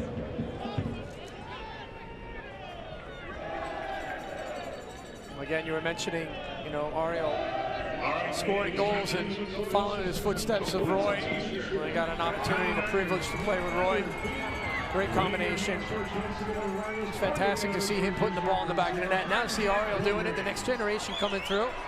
That's what you love about the growth of the game in this country. It's fantastic.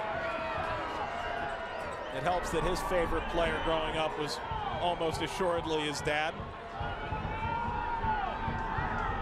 Although maybe you like the young John Harkes too.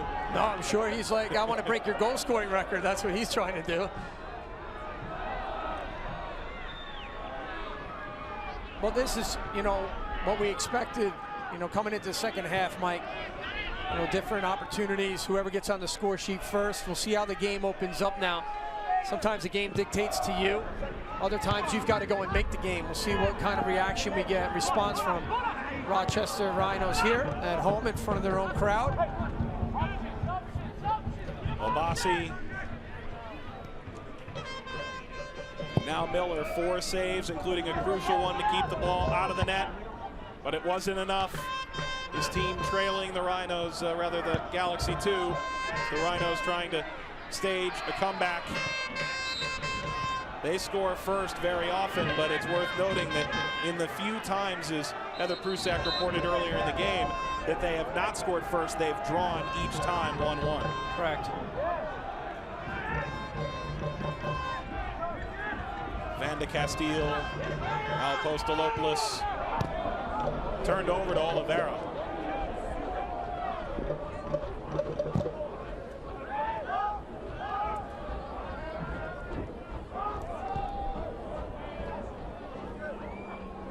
Brendan Miller doing a great job clearing his lines and getting that forward.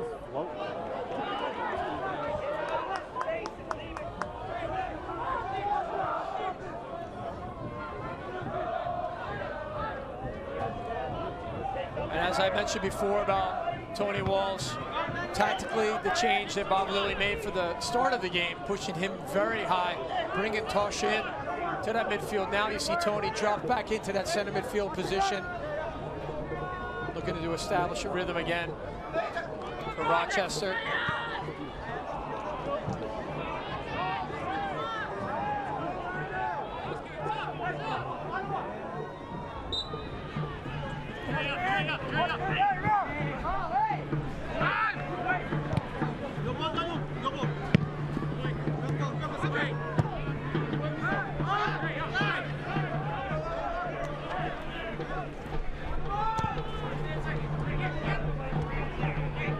Off with Rolf. Forbes pressing. Knotted forward by Franco. Van de Castile there. Let's go down to Heather Prusak, who has more.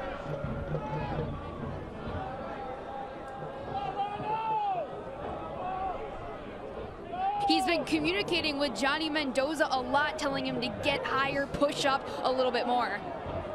Speaking about Johnny Mendoza, here's a chance. Dixon, the cross, and it's headed away by the Galaxy defense.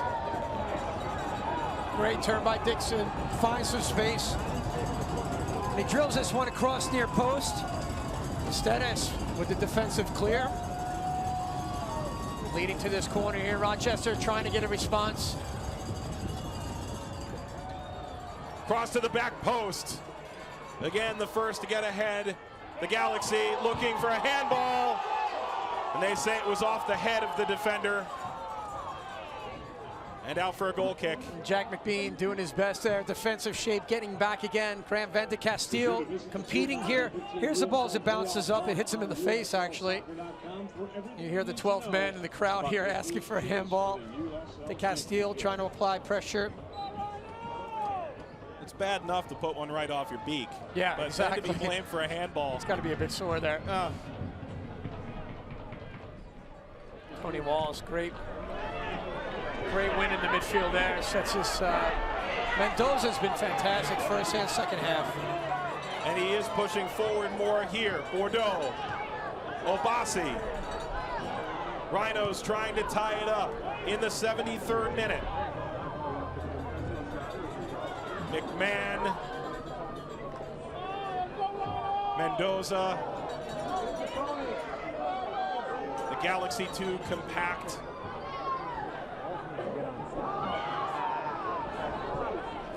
Coverrubias takes over and starts it the other way. Lassiter, the goal scorer in the 64th. McBean.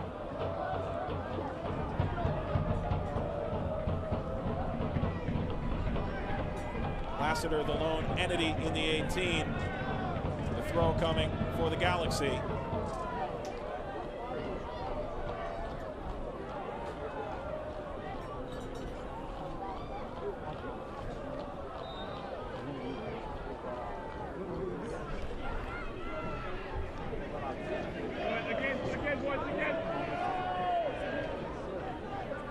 Rhinos fans on the edge of their seats. Could this be the end of one of the greatest regular seasons in USL history by all standards? It would be a devastating defeat in the USL Championship final.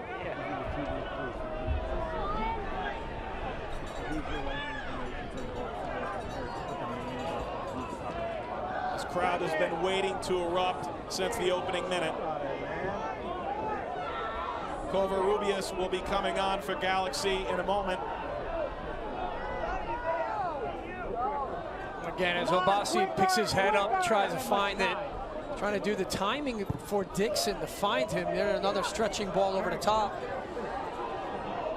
Oh, Diop almost coming out of his goal there, Mike, trying to go for the ball a little bit in judgment. But again, just trying to find the timing and the rhythm. Can you find that target man? If it's going to be Dixon high, can you find him early to feed? And even Rolf, who's coming in the second half, establish some type of, then you can link up and bring players into the game. Brian Oliveira's coming off, and on comes Covarrubias. You thought Oliveira played a very good game. Oliveira, very instrumental in the attack. Dangerous, always on the ball. Set piece delivery, fantastic. Oliveira scored in the game against Sacramento in the 13th minute. And he's instrumental today in helping the Galaxy take a 1-0 lead back in the 64th minute. And the wires are crossed for Mendoza. Come on, boys.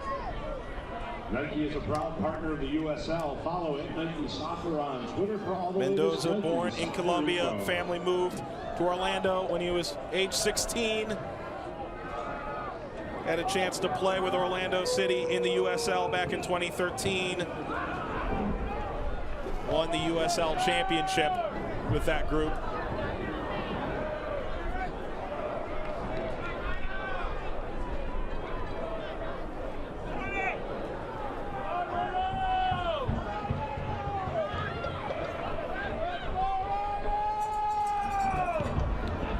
And again, the back pass for Mendoza is intercepted.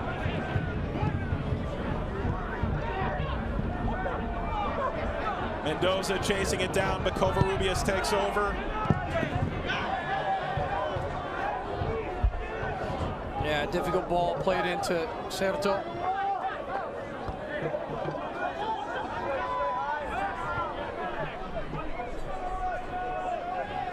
Van de Castile played with Dylan Powers. Youth-wise, was drafted by the Rapids, where Powers won Rookie of the Year. Playing central defense for Rochester and directing the attack when the ball reaches the defensive third. And Van de Castile has been excellent tonight, anchoring that center back position. Good leadership, distribution. He's done a good job. Brought ahead, launched on the ground, and tagged on the way through. Diop keeps it in. And they're looking, it was last touched by Diallo. Yeah, it was a deflected ball. It looked like Diop kept it in though, Mike. I'm not sure about the argument there. Maybe if we have a different angle.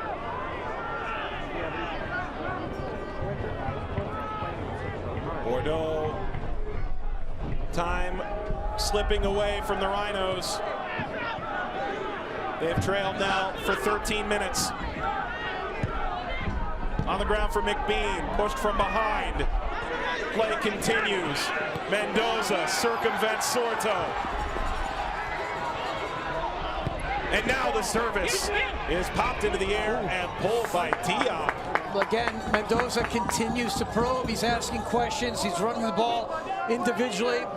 trying to take that responsibility on Mike. We talked about at halftime. Who's going to be the one player from Rochester?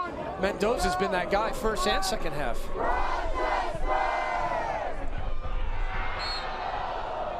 McBean whistled for the foul. And a sub coming on. We saw him warming up a little bit early in the game. Sonny Samuels will be joining the action momentarily.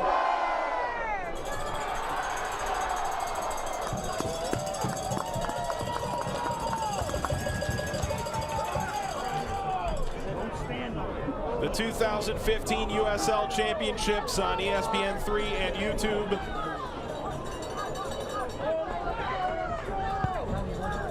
And interestingly, it looks like Samuels will come on to provide some attacking presence, but who will come off in his place in question. Off of McBean. And now the subs are coming. You see Samuels coming on. Bordeaux, who came on as a sub in the first half, is coming off. Well, I just wonder if this is protecting him from an injury or if this is a tactical change. Again, as Bob Lilly tries to adjust his team to find ways to get back in, and the LA Galaxy was sub as well. Tommy Meyer coming on. He started and played all 90 in the 2012 MLS Cup final for LA Galaxy, a win against Houston, paired with Omar Gonzalez. Yeah, he comes in for Certo and Tommy Meyer. Great experience, as you said, and you know, being able to get time and compete for the first team under Bruce Arena. Here, understanding his role and stepping in to help out the LA Galaxy 2 on the road in this championship final. Oh, Covarrubias between Obasi's legs. Aris keeping it alive. Up the left wing. Brought down. Maganto goes down. And a yellow card comes. you see the pressure there. Again, there's another set piece, and Mike, it's dangerous. You know, you start to chase the game a little bit. You lose the discipline. Another yellow card going out. And a set piece right in the exact place of the goal that we saw. Again, defensive shape. But Oliveira is off the pitch, right? He can't distribute here. See who steps up.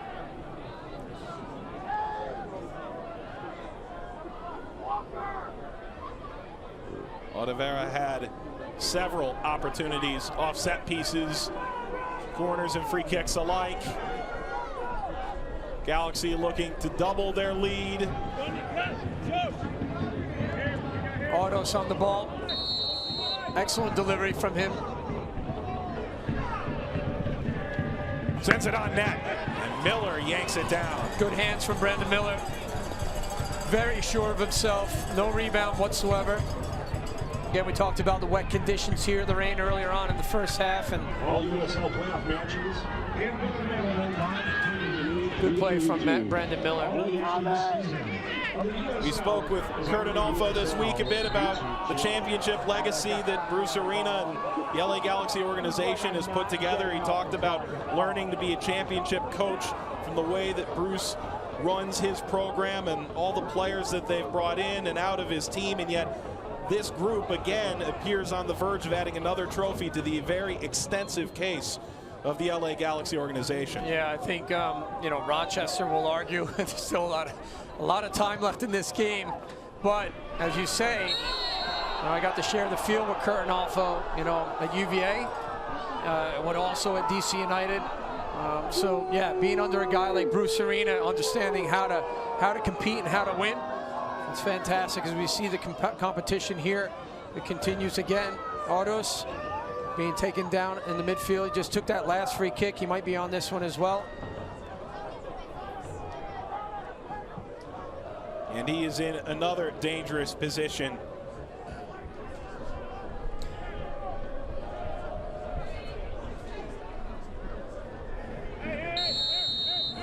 Lassiter standing on one side, and he steps over Aris. Yeah, you could tell Ardos, you could see his approach to the ball.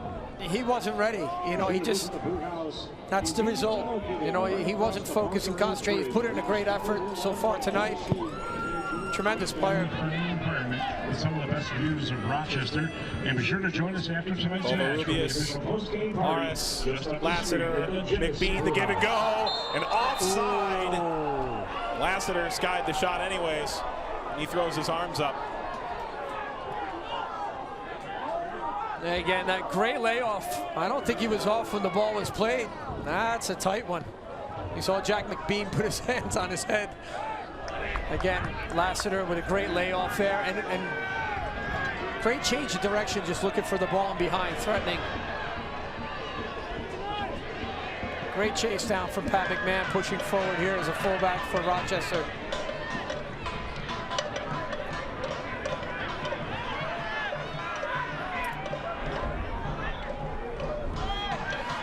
Walls spins out, finds McBean.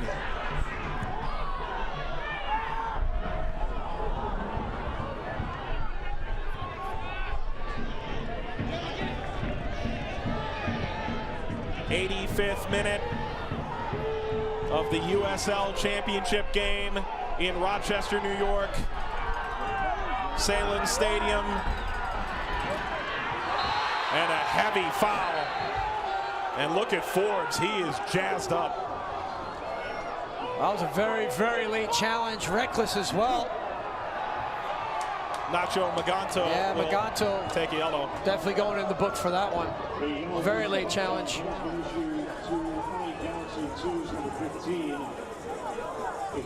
There it is right there.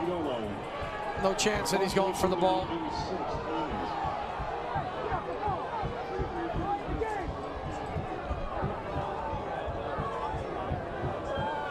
Travis Bowen awaits to come on. Ari Lassiter will be coming off the field momentarily, but not yet.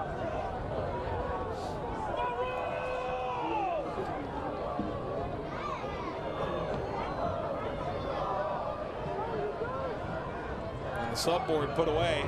Apostopoulos in there as a target. Van de Castile, Obasi. Great opportunity here for Rochester. Sent in by Forbes. Headed wide and it falls. Van de Castile for Mendoza, who slides and keeps it in. Running in Obasi and an equally solid slide to take it away. And over the top for Lassiter. Lassiter looking for two, and he loses the ball. Great one-on-one. Yeah, very good one-on-one. You were just going to say, Mike. Pat McMahon getting back there. Thought they were going to catch him on the break. Good service over the top to Lassiter. Now Rochester shifting momentum, Mike, right away. You can see the pressure coming. Headed by Covarrubias. Galaxy pinned back by the Rhinos, the home side. They led USL this season wire to wire. Mendoza, just one loss this year. Undefeated at home, 14-0-2. Everybody in the attacking half for Rochester with 3 minutes left before stoppage. And away from Rolfe.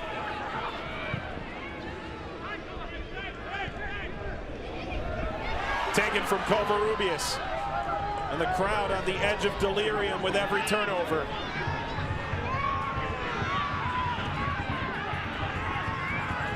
Forbes. Service on the ground is deflected away. McBean sends it back across midfield. Now you see how deep Jack McBean, how much does he want this championship? He's dropped all the way back 25, 30 yards out from his own goal trying to defend. Again, Rochester with the ball possession here and really establishing the territory. Great ball in from Mendoza for Walt. Over the top for Rolfe. The flag is up for offside. Diop would have gotten it anyways. And it looks like another change here, Mike, for LA. It is Bowen, and it is for Lassiter.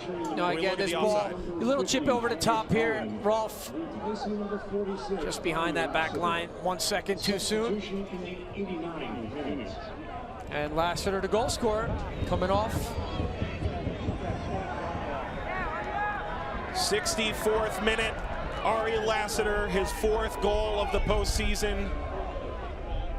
All the more impressive when you consider he was suspended for 1. He's done well. His dad and mom and everybody will be proud of him tonight. His contributions. Travis Bowen coming on for Lassiter, and good experience from Bowen as well.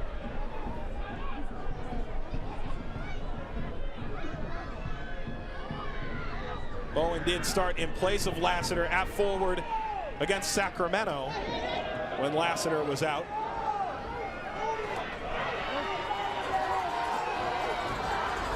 Unbelievable, Mendoza. He never runs out of energy. Wants the ball all the time.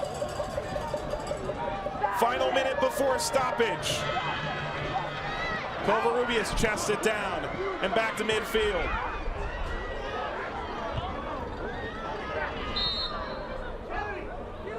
Ball's going the other way.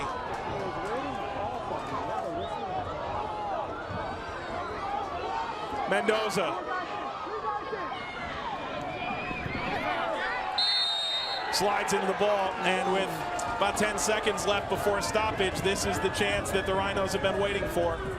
Yeah, a little bit reckless there from Jack McBean. He wants to defend, but again, Mendoza always putting the pressure on this back line of LA.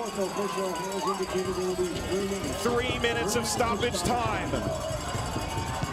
Mendoza, headed by Aris, and Diop tried to pull it in, a corner kick.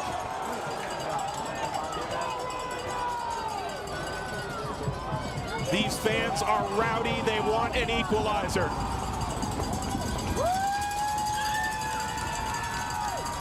Mendoza, headed, and it's in!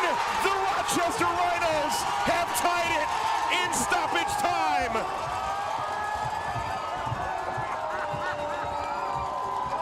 And Samuels, Asani Samuels came in as a sub. Terrific ball in the box. We talked about getting that first shot on goal. It comes so late in the game, and Samuels with the equalizer. And he just gets across the front of Diop. He comes for this ball. Great header. Slight deflection, but again, it's all Samuels. Watch how he leaps here. Dangerous ball in a congested area. Diop, second best there for that one. And LA Galaxy will be scratching their heads, thinking they had this one as it went late. You never give up. And that's the attitude from Rochester. You talked about this 12th man, the fan base here. They got up for them, and substitute Asani Samuels equalizing here. They go into added extra time. The Rhinos finally find the equalizer. Ugarte coming on for the Rhinos. New life, and Mendoza injured as he sent that terrific corner right to the goal mouth. To me, what couldn't he do? Unbelievable, Mendoza. What a display from this player tonight. He's been fantastic. What a driving force to get his team back into this game.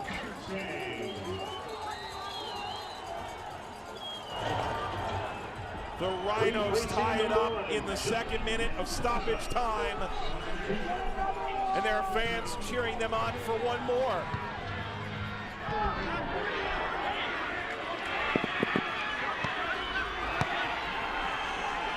Samuels.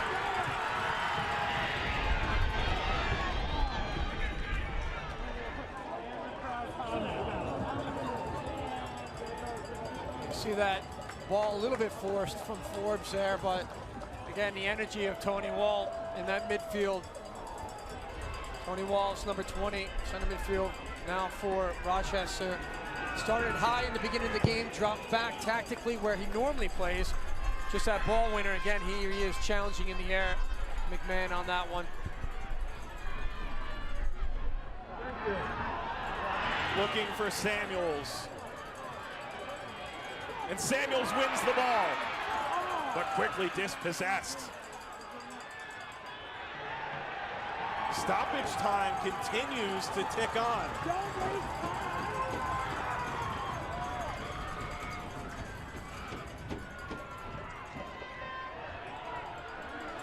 A chance for McMahon.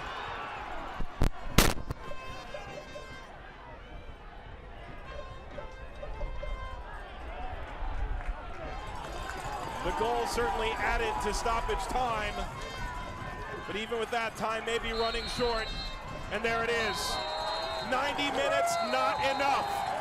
The Rhinos with heroics from Samuels in the final minutes to tie the match in stoppage time and send it to extra time. Well, we asked for a response from Rochester, and you got it. Lamont Diop coming for that ball. Mendoza with the excellent service into a dangerous area there. And we talked about guys coming on the pitch and making a difference, making an impact. Asani Samuels with the header. There he is, the big man. Great position for him, and he's got the equalizer tonight. 6'5". Extra time consists of 2 15-minute halves. The entire halves will be played. This is not a golden goal event. Let's take a look back at the second half highlights, the 2 goals. First, Lassiter. Yeah, great flick on there. You see the header off the bar, saved by Miller. Lassiter on the doorstep for the rebound. And that opened up the scoring there in the second half for LA. Talked about the response. Great ball in, and there he is, the header. Samuels gets to the ball first. Great equalizer there. Look at that celebration. Is he happy? Yes, he is. Saline Stadium, they erupted, pushing their team on. They're back in it, 1-1. See how many more changes are left here in terms of adapting style of play as well, Mike. And who's going to try to, is it a drop off, absorb pressure in this? Or is it kind of, can we go in and press that back line and force the issue? We'll see how the tactical changes here happen in this overtime. And Samuels hot dogging it there with that backflip. It might be a bit ironic that Salem Stadium named for the great hot dog producer. Heather Prusak is down on the sideline. She's got more from the field. Well, head coach Bob Lilly was telling his team in the huddle that whoever wins the second ball in this overtime will win the game. So he's really trying to tell his team to, you know, get to the ball, win the ball, and that's really what he says the key to this game will end up being. Thank you, Heather. And that's something that in the last half an hour of play, Rochester really stepped up once the Rhinos had fallen behind. Well, at this point, you're talking about the attitude now. You're talking about players who step up, understand how to compete, how to battle, chase down everything, win the second ball, but establish, you know, what you want to do on the field. And that's the questions right now that are being asked of this Rochester team by Bob Lilly. And I can assure you on the other end from Kurt Arnolfo and his staff, the preparation is, hey, look, don't panic, continue to do what you do. Let's establish a rhythm, get the chemistry, get the ball again as much as we can. And now we'll see as well. We'll listen to maybe Heather down on the sideline. She was there creeping over the back of Kurt Arnolfo. Heather?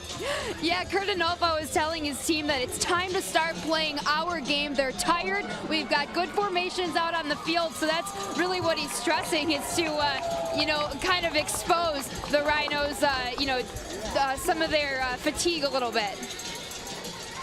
Thanks, Heather. And well, the weather certainly not something that LA Galaxy are used to. They've traveled all the way to the East Coast. Now they go to extra time. They've played 3 games in the playoffs. The Rhinos only played 2. Maybe a little bit different level of energy left for this group, but nothing to leave behind this year. Again, we talk about, Mike, players who show up in big occasions, you know. Samuels is a player who says, I'll come off the bench. I understand my role. I'm going to be a guy that can really press on that back line of the Galaxy. He gets the equalizer off the set piece in the corner there. And now you're wondering, too, who's going to step up from this Galaxy team? You've come away from home.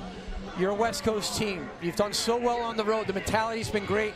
You get the first goal of the game, on a set piece, but do they have enough in those individuals to rise to the occasion here and say, I'm going to step up and make a difference in the second half?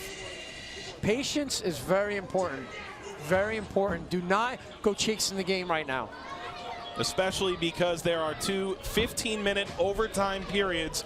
Golden goal does not exist. Even if you score in the first 20 seconds of overtime or extra time, that's not nearly enough. If you chase the game and you run out of gas with 10 minutes to go in the second extra time period, you could still very well lose a lead you've already gained. So this is a no golden goal situation with 30 minutes to play. Well, again, Travis Bowen coming in very late towards the end of the game. You know, I'm sure Kurt and Alfo and the players too are looking for fresh legs, fresh ideas. Can he compete? Can he move off the ball and maybe be that target guy up high and link up with Jack McBean a little bit like we saw Ariel Lassiter do in that throughout the game. With John Harkes, Heather Prusak on the sideline, Mike Watts at the 2015 USL Championship Final, one which has slowly risen up, and the action has really reached a frenzy in the final minutes. 64th minute goal from Ari Lassiter for Galaxy 2. The substitute coming off the bench, Asani Samuels, scoring in extra time. Why not another 30 minutes to this 6-month adventure that is the 2015 USL season?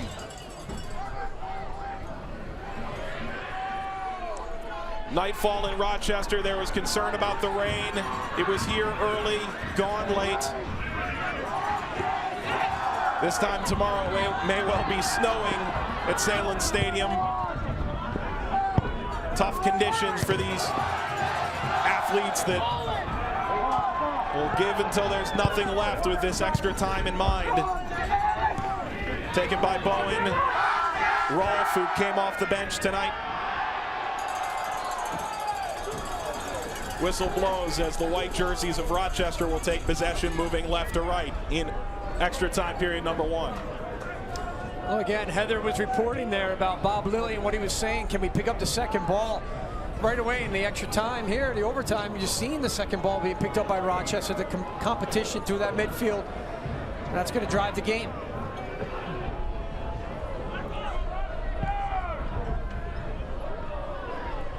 Samuels, all 6'5" of the Jamaican.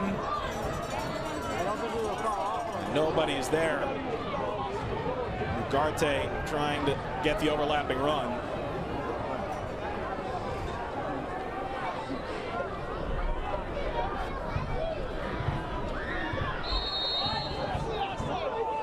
This is the second USL championship since 2011 to go to extra time.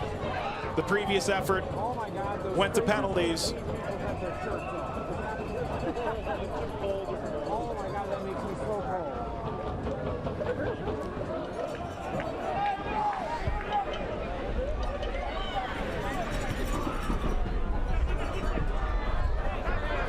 And Samuels pushing. Taken by Diallo. Franco off the foot of Dixon.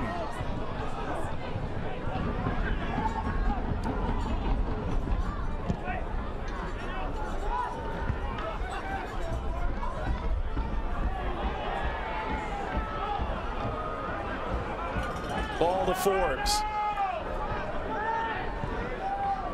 He's been the most consistent player to serve the ball in the run of play for Rochester tonight. Although Walls will get a restart, and now Forbes will take it. Again, we saw the start of this game, the erratic pace, the back and forth. I think the team that kind of establishes that one extra pass, that link up, and that rhythm in their game is going to have a little bit more opportunities, you know, to get that winner. Just having that patience now, Mike, is the hard part, because when you're fatigued, when you become heavy-legged, what ends up happening? Well, you make mistakes. So you're looking at the mentality of the players now to stay focused, to really be clean with their touches, to try to link up and combine as much as possible and create those openings.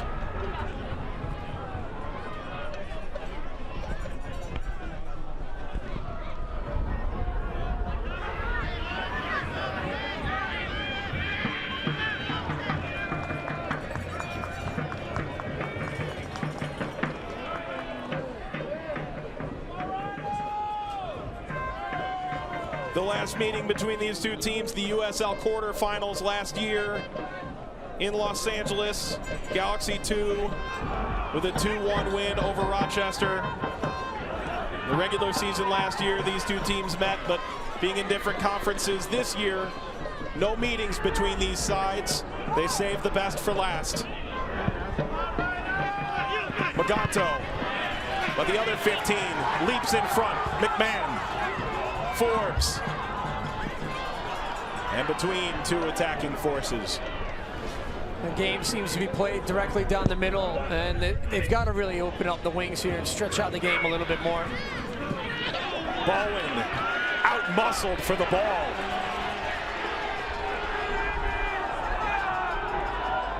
Sliding in, Walker taken by Forbes. Player down all the way back for LA Galaxy. The cross, and they were looking for the number 9. Colin Rolfe. Forbes. And they kick it out. Bowen, who came on as a substitute, was down, and the fans not a fan as he went down in that previous effort. Yeah, Tony Walsh just coming in from the side, and maybe an innocuous challenge with the elbow. The arm maybe caught him a bit. I don't know. I saw a good challenge from Tony Walsh, focused on the ball. Yeah, look at him, he's fine. Hard man through the midfield.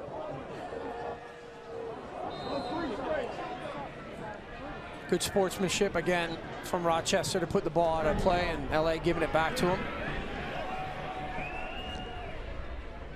The host team has won all 4 games in USL's modern history since 2011. The Rhinos trying to keep that streak going. An extra time goal from Samuels. Oh, nice move inside for Dixon. The cross, and it's touched away near the goal line. But that's the best connecting play we've seen all night. Great defensive play from Staros. He seemed to just be in the right spot. You really thought that Rochester was going to capitalize on that. Great little back heel from Rolfe. Excellent combination play. Just put that in behind for Dixon. A play like that brings a smile to your face, no matter which side you're on. What an impressive back heel. The near side assistant referee said it was the throw for the Galaxy. Covarrubias. Bowen sends it in for McBean. Walker. Meyer. Miller. And Miller was in the midst of it. He was able to punch it away, but a foul against the Galaxy 2. I see that combination. We just see that Tommy Meyer coming late here. Good service. A late challenge from Jack McBean. Referee giving the free kick. And earlier we had that combination play at the end. Colin Rolfe with that great backhand, back heel, sorry.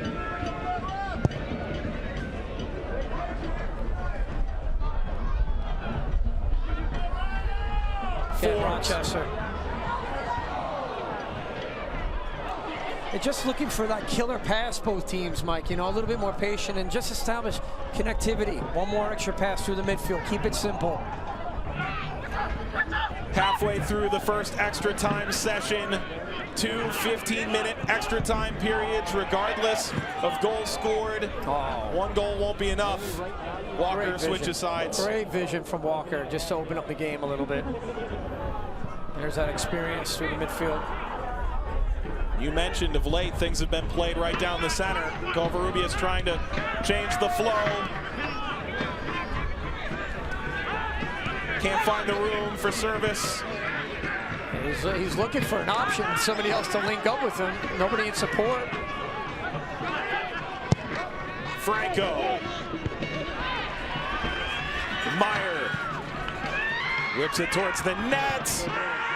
McMahon there, along with Bowen. Forbes challenging. And a foul goes against Bowen. I actually thought both players were battling for the ball. I didn't see the foul. The first ball that came across really late.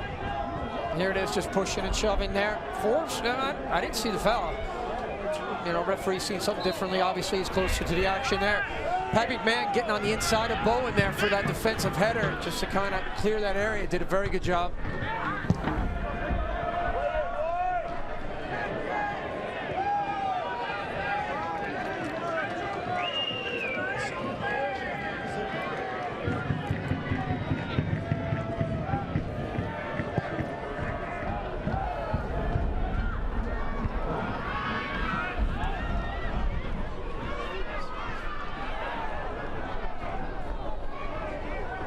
Steris allows it out.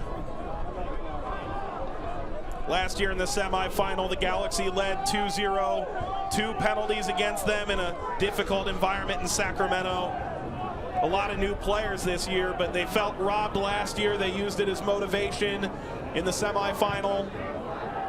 This season, ahead 1-0 in the 64th. They concede in the 90th in stoppage time.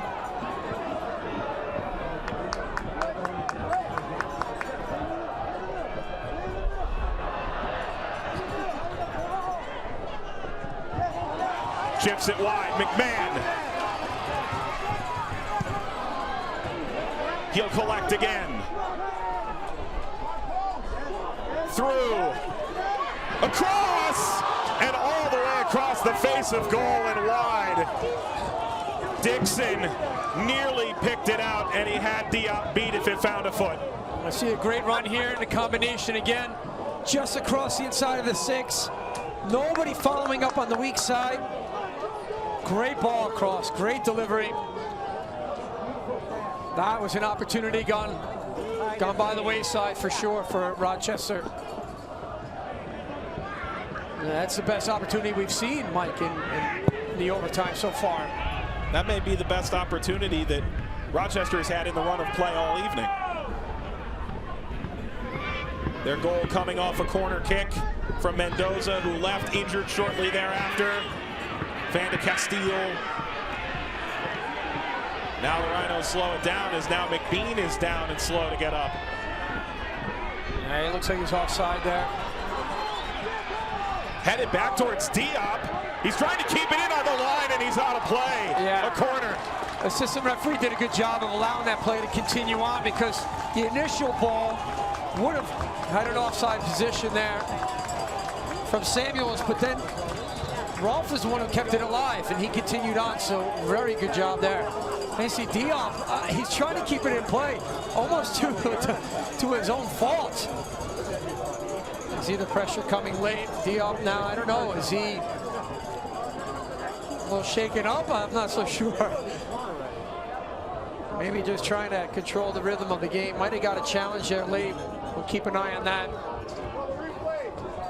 And let's check his head right here. Yeah, maybe a knee to the head from Rolf. Unintentional, and just trying to pressure the ball. He's a bit shaken off the field here. We'll keep an eye on this. The backup is Bennett Snedden, 18 years old. We'll keep our eye on him. Academy player was committed to go to Duke and instead chose to sign mid-season with the Galaxy. Diop, a player who is maybe the most athletic in the organization, but they've been working with him on his technical abilities, his tactical abilities, and what a huge change of events it may be, despite the fact Diop has made 0 saves tonight, if Snedden would have to come in his place. There he is, getting ready.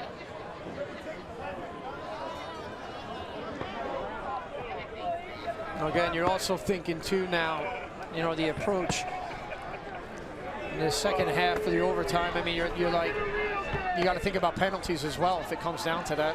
What's he like in the penalties, you know, and as a young goalkeeper.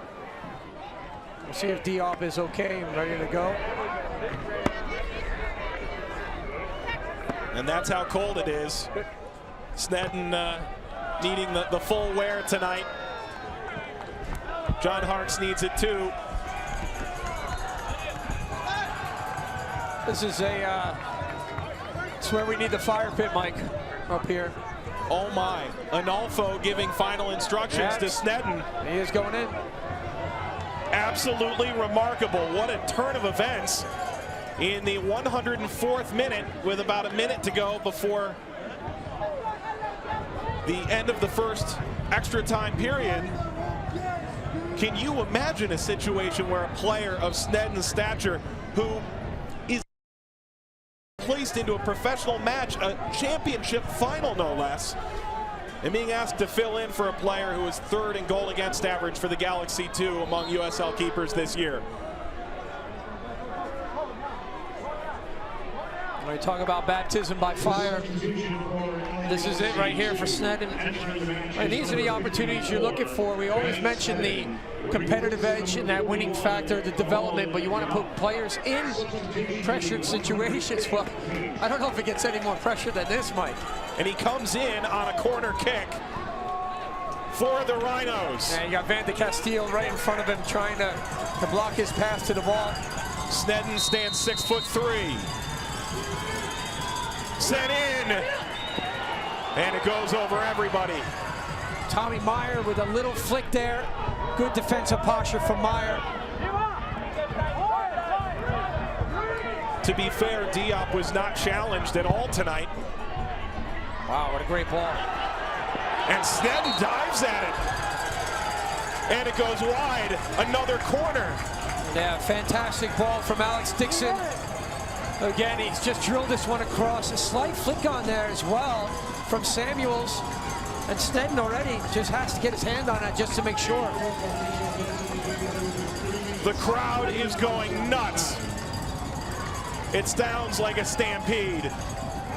Crossed in, headed, bicycle kick try is wide. Oh. You saw Snedden come there, and he gets a slight punch on the ball. It's not enough cleared all the way. Tony Walsh, number 20, the athletic bicycle, trying to stick it on net. And Diop is so beside himself, he's still sitting by the end line. What a low moment for a player who's been very consistent this year. But Tony Walsh, who is the personification of a Rochester Rhino, nearly finding the goal. Forbes collapses down. Dixon has the ball. Extra time in the first extra time.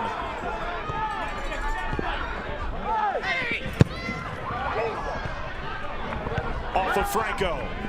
Oh, through the legs. Poked away by Forbes. And you see Forbes really applying that pressure, that mental attitude again, closing down the space, something Rochester's been very well known for this season. Walker, take it away. Franco.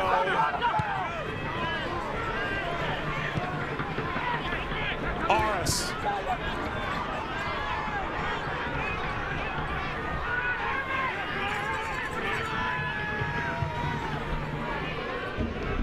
Through ball for Bowen, but the sneaky clearance.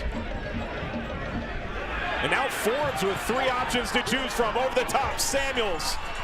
Outside his area, gets by Snedden. Samuels can't hang on. Some rookie mistakes, and down goes the player, Samuels.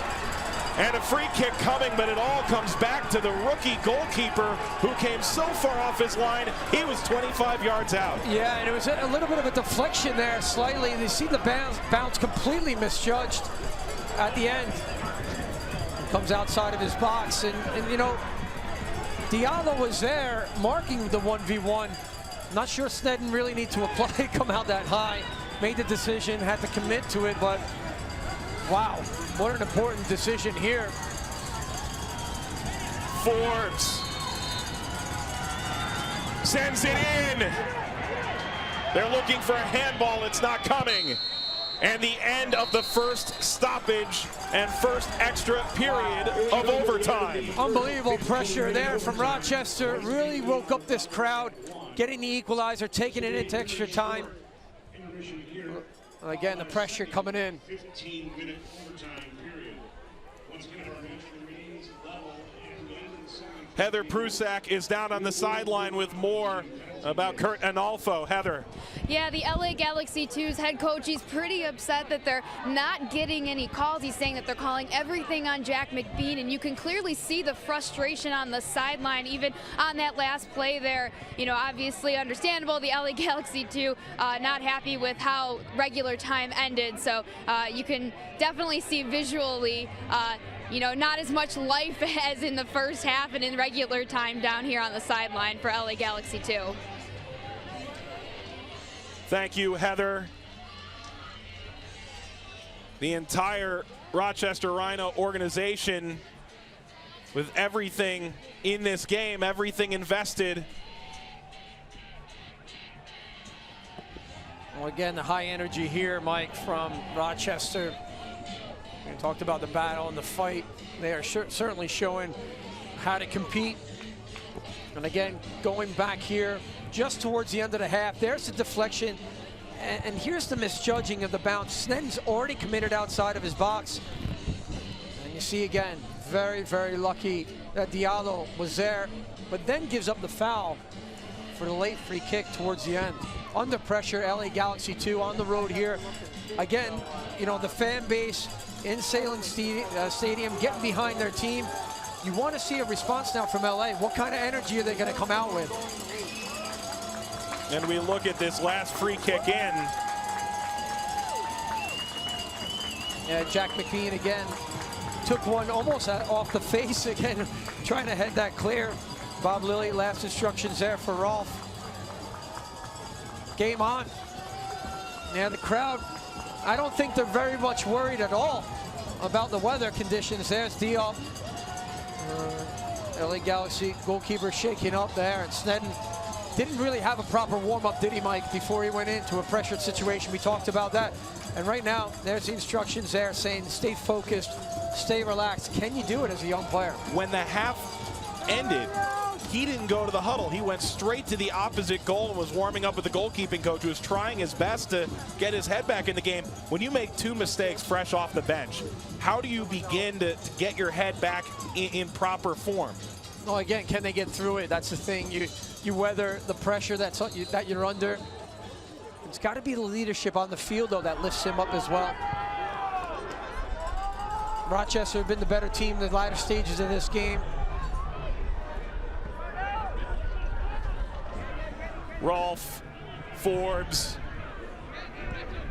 Walls plays it back with former U.S. men's national team captain and future head coach of the expansion side FC Cincinnati, John Harkes.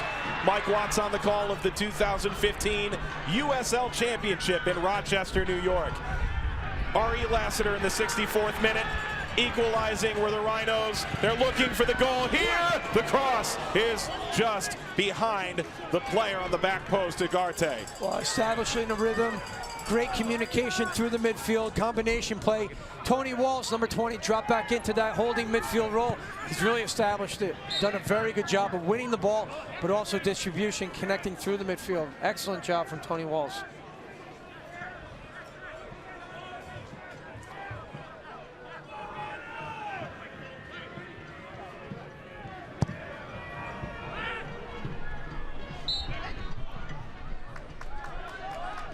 Apostolopoulos was pushed as he put his head to the ball by Bowen.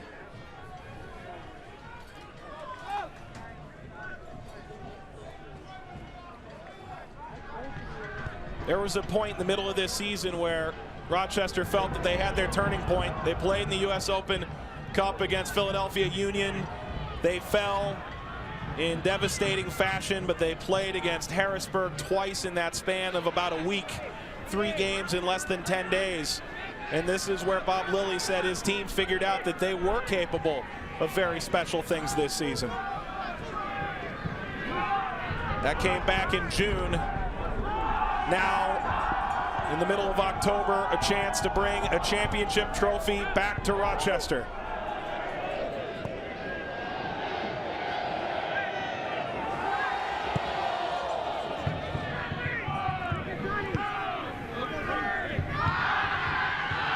Steris turns it over. Obasi. Van de Castile. Van de Castile dealing with a knee injury in September and looking in good form. Yeah, very good form. And this is really, from Rochester's point of view, very good about establishing a rhythm and connectivity of the ball, effective circulating all over the field, and also the patience this late in the game. Doing a good job. Very nice.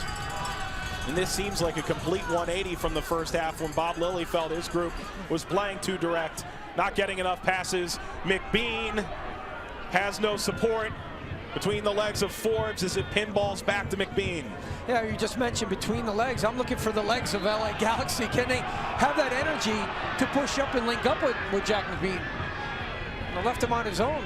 30-yard gap in between the next midfielder and the next guy coming forward to link up.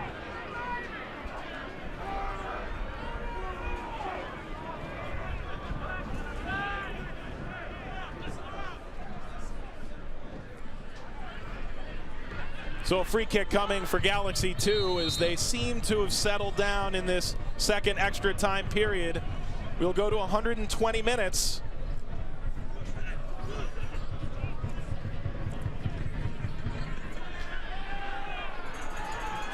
And if we still have no answer, penalty shootout.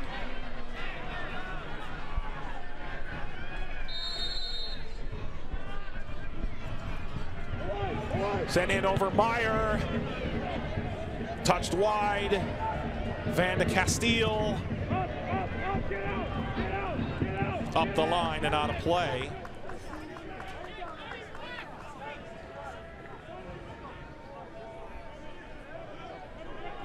You've played in so many crucial games, Harksey.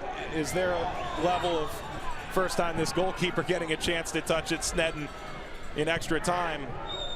When you're playing in these final minutes of extra time and a penalty shootout may be on the way, how nerve-wracking is that? Is there ever a point where you think maybe we'd be happy to go to penalties? Well, I mean, it's a great question, Mike, because at that point, that's where you're looking at the psychosocial, the mental, attitude of the player and the control under pressure. And, certain players do it very well. Others, you're looking to maybe see how they mature in the game. And, this is a test of the attitude of these players. The thing for Snedden is I try to give as much touches as I could, but it's going to be difficult like this in this type of atmosphere where Rochester are really dictating the play right now. Clement Diop left with an injury. Heather has more on the sideline. Yeah, LA Galaxy 2's trainer Aki Tajima, told me that he has a possible concussion, and that's why he was taken out of this game. Obviously, you saw the frustration. He didn't want to come out of the game, but as you know now, concussions are taken very seriously. Thank you, Heather Prusak. Joining John Harks, myself, Mike Watts. Here's a chance for Forbes.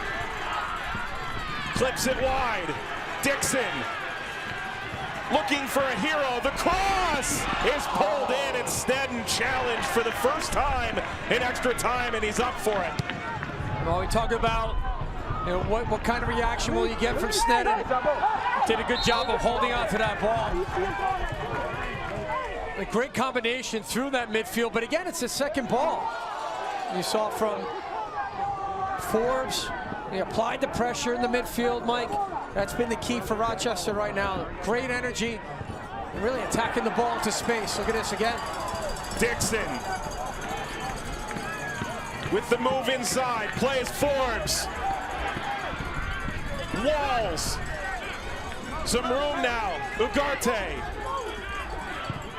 tries to play it across, and it's deflected by Covarrubias. Corner kick, and this is where the trouble came in the first extra time for LA Galaxy.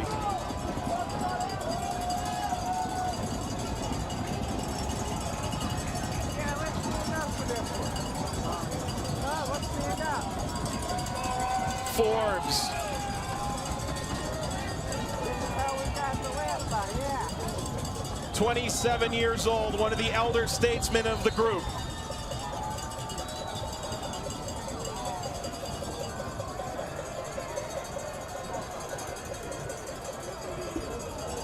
Apostolopoulos battling for position. Could a championship goal come here? Canardo Forbes, headed, it's in! Rochester has the lead, and again, it's Samuels.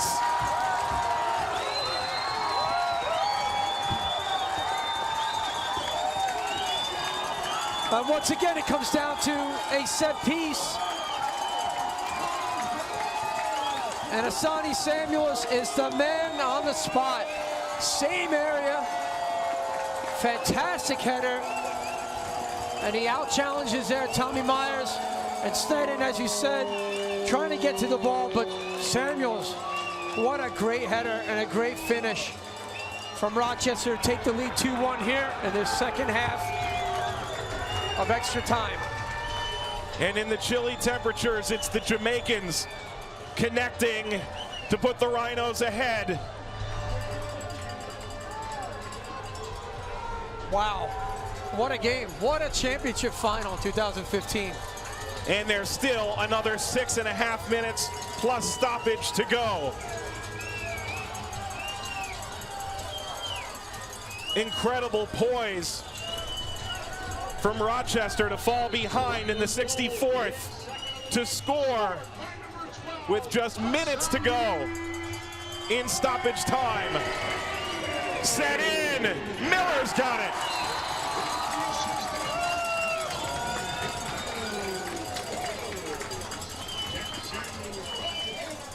Absolute pandemonium in Rochester.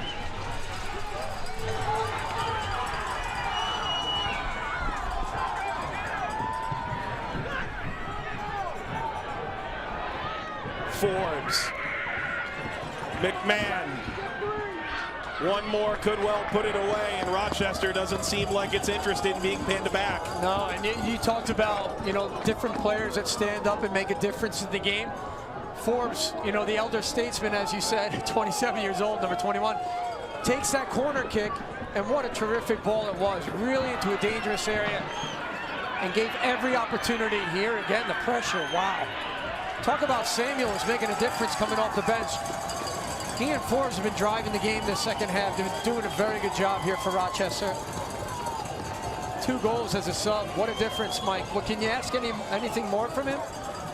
Fantastic job from Asani Samuels. He scored 2 goals all year. They came in his last 5 appearances of the regular season. Comes from Buffalo and Canisius College. What a proud moment, certainly, for Samuels.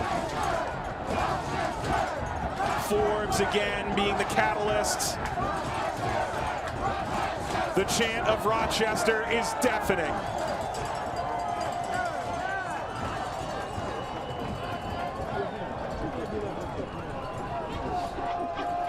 You looking forward to coaching in this league? I am. Very competitive league, excellent atmosphere again. The level of players has been fantastic. I really do, and the coaches are doing such a great job. Yeah, really looking forward to the challenge. And moments like this encapsulate the USL. Sent across, again Samuels looking for the hat trick. Dixon. Obasi.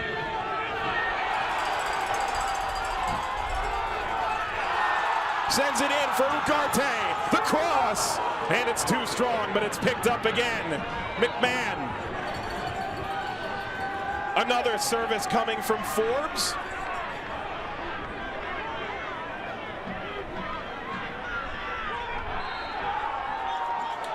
He held it up momentarily, but the goal kick coming.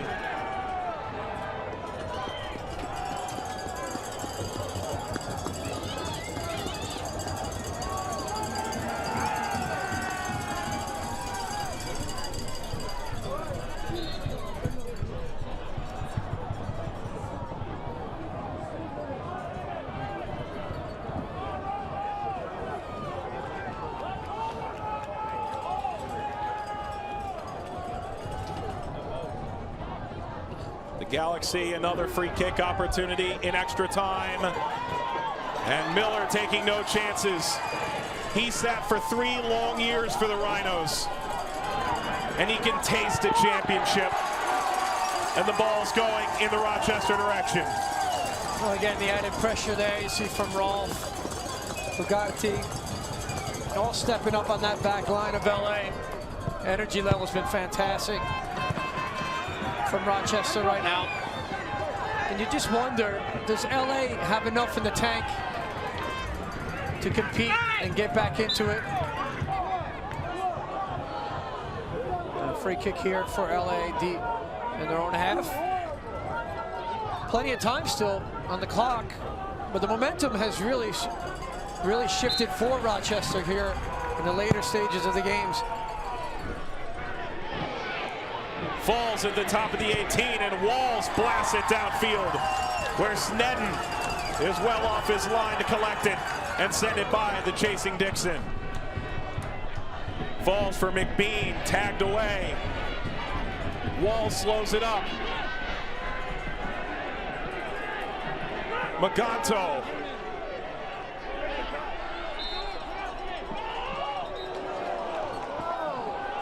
And it is a corner kick. Now he initially gave a goal kick and then changed his mind right away. The crowd was like all over him here.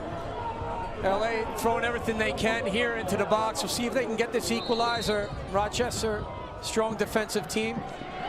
Whipped in, Miller has it again. He has made no saves in extra time, but he has commanded the box and kept the ball away from his net yet again. Coming up big, Miller.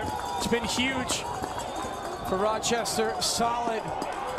He talked about the opportunities that he's been waiting for as a backup goalkeeper to a lot of tremendous goalkeepers as well.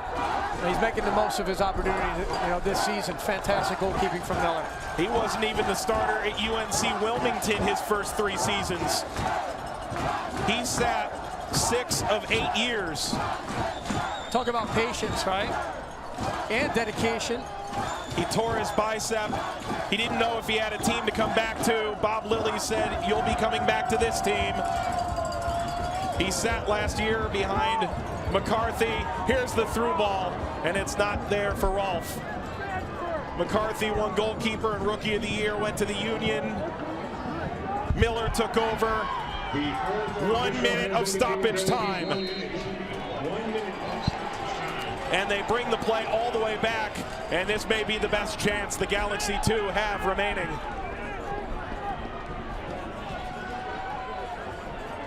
And up comes the goalkeeper, Bennett Snedden, who stands 6'3". Everybody forward now for the Galaxy. Whipped in, Snedden not there, punched away with one arm by Miller. Taken from distance. Running back Snedden, and he kicks it out. Fans on their feet. A champion will be crowned tonight. Rochester seconds away from jubilation. Rolf. Ref looks at his watch. Full time. The Rochester Rhinos are the 2015 USL champions.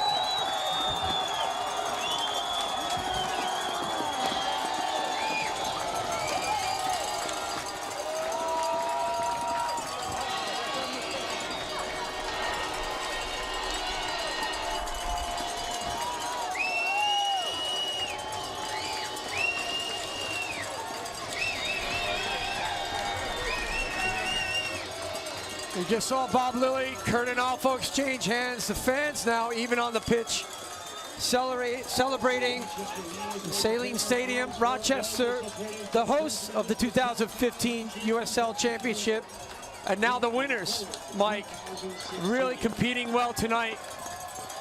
And what can you say about Asani Samuels coming off the bench? You always look for a player that can make a difference in the game. 2 goals tonight. Fantastic from all of Rochester. But you have to give credit to the LA Galaxy, to Kurt and Alfo, his team, his staff. They came out here, they got the first goal. They competed well. 2nd year in the league. Says a lot about a program to get to the final. Both teams tonight really competing, made it exciting. The fans are loving it here. And now Rochester Rhinos are the champions of 2015.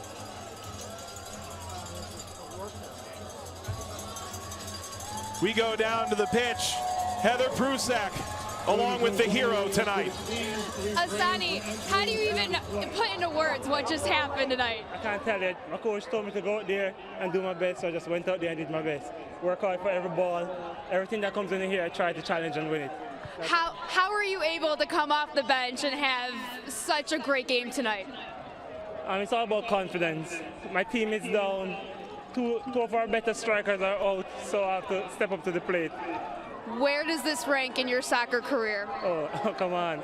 This is the best moment of my life. 2 goals in the USL finals as a rookie. Come on. And you went to Canisius, not far from here, the Western New York area. What's it like to be able to do this in the area that you went to school? Great. I hope I make my school proud, and I plan on making Rochester and Western New York proud. Congratulations. Thank you so much. Thanks a lot.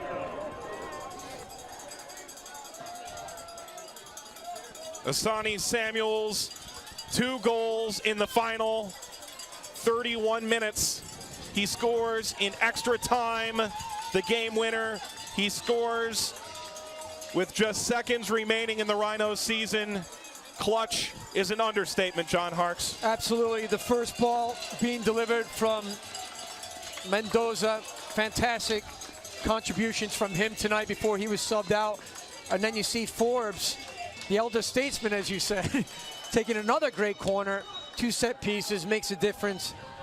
Asani Samuels playing in front of friends and family, I'm sure, as you just heard him talking about that. The fans on the pitch, they're enjoying the moment. Congratulations to Rochester. And overall, it was at times back and forth, Mike, throughout this game, and how competitive we knew these 2 teams were going to be in that final. There wasn't a lot of room for error, and Rochester picked up the momentum towards the later stages of the game, and they capitalized on their energy and also the determination here in their home stadium and come out victors tonight. And for LA Galaxy too, as well as they played, the way they disrupted the attack for the Rhinos in the first half, the way they took the lead in the 64th minute, the way it looked like things were dead in the water for Rochester with about 5 minutes to go, but the way the Rhinos came back and really shut the Galaxy down, you can't help but feel this is devastating for them the way it was devastating last year when they fell in the semifinal. Absolutely, and you also talk about some of the storylines that you and I mentioned before the game, and we're saying, look, a guy like Lassiter, who's made the most of his opportunities as a young player, comes in and scores in a final. I mean, tremendous contribution from him.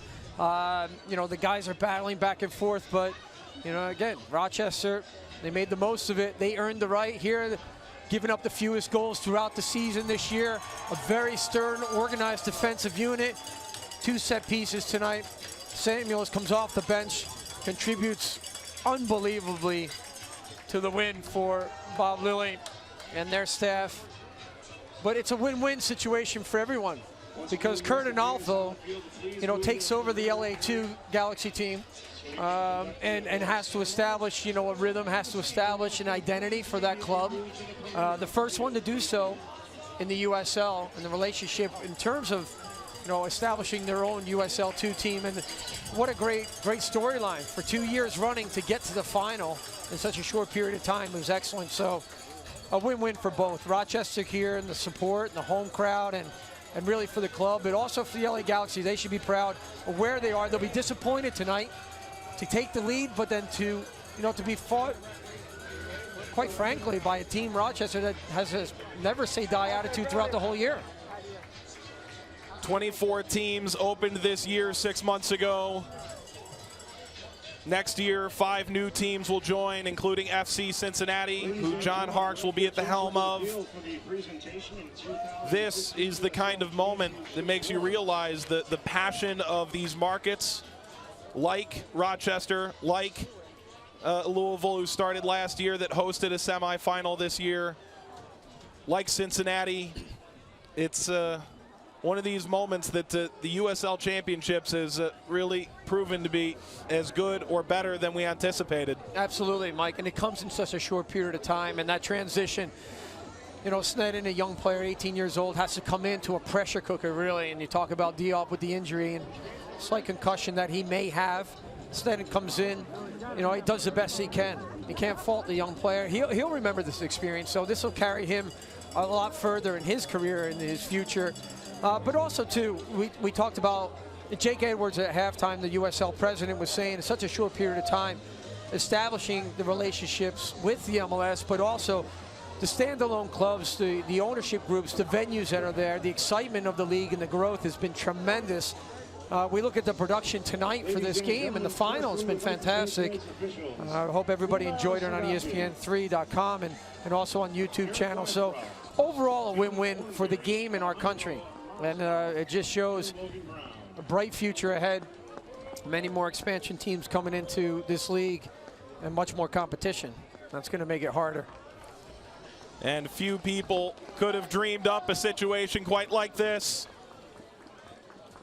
Few could have even imagined that they would be able to come back, the Rhinos, so late in the game.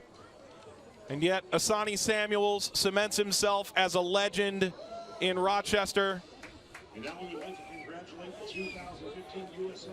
Meanwhile, we've spoken about him at length, about how hard he's worked to come back. A torn bicep last year. He sat 6 of the last 8 years, but now he's a USL champion. Brandon Miller standing by with Heather Prusak. Brandon, where does this rank, this moment right here to win a championship, where does this rank in your soccer career? Well, I've been here for 4 years now, and I've seen a lot of ups and a lot of downs. But this is definitely my top moment since I've been here in Rochester. It feels great to bring back a championship in front of these great fans. Thank you all for coming out tonight. We really appreciate it. You really helped us get back in it, and I'm just glad we could do it for them. Bob Lilly said that you guys wanted to make Salem Stadium a fortress, as you did all season. How big was it to play and host this game here at home? It was massive. I think we earned it all season with our consistent play, and so to get to all our playoff games at home, it was huge in front of our fans. They always are behind us, and we just appreciate the support and love playing in front of them. After being a backup for 3 years here in Rochester, now finally getting your chance to start, what does this mean to you? It's just nice to get out on the field and play with the guys, you know, and I'm glad we were able to cap off our season with a trophy. Go celebrate. Congratulations. Thank you.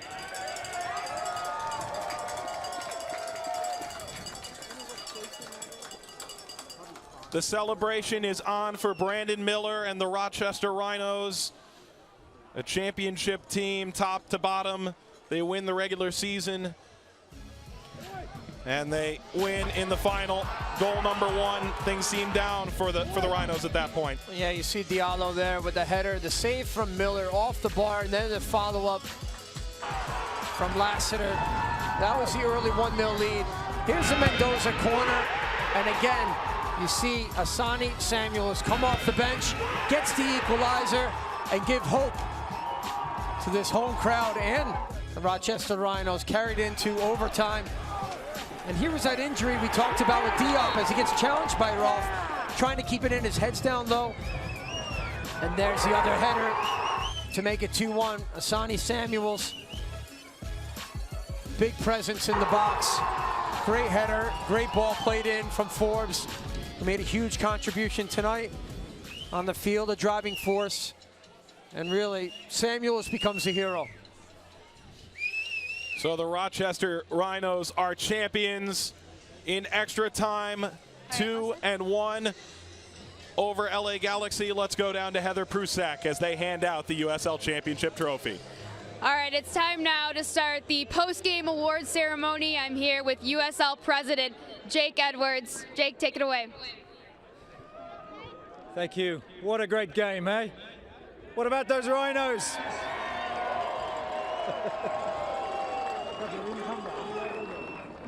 Ladies and gentlemen, please join me in a round of applause once more for the Western Conference champions, the LA Galaxy, who played a tremendous game tonight and had a great season.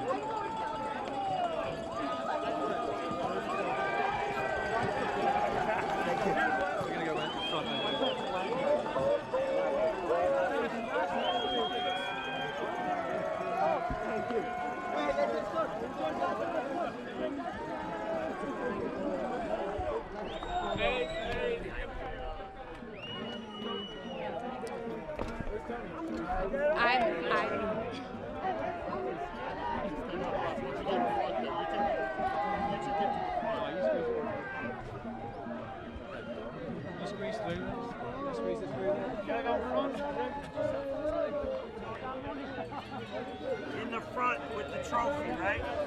Middle and the front.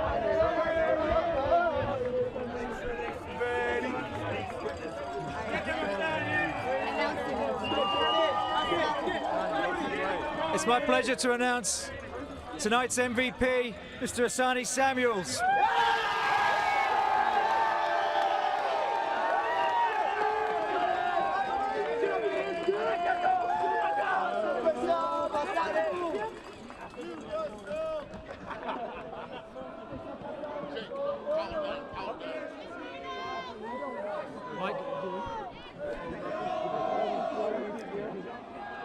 Ladies and gentlemen, the 2015 USL champions, Rochester Rhinos.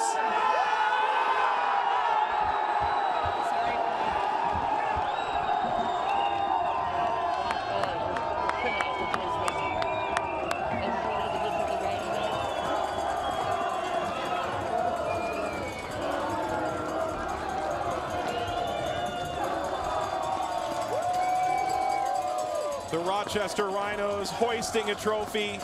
You've hoisted a fair number over the years, John Harkes. What's this moment like? It stays with you for forever, really. The accomplishment to come together as a group, collectively, you know, for everybody to kind of celebrate in the way they have. And you look at guys who came up big, and you look for the experience, but you also look for the balance of the younger players that can come into the club. Rochester Rhinos just enjoying this right now, very much enjoying the celebration.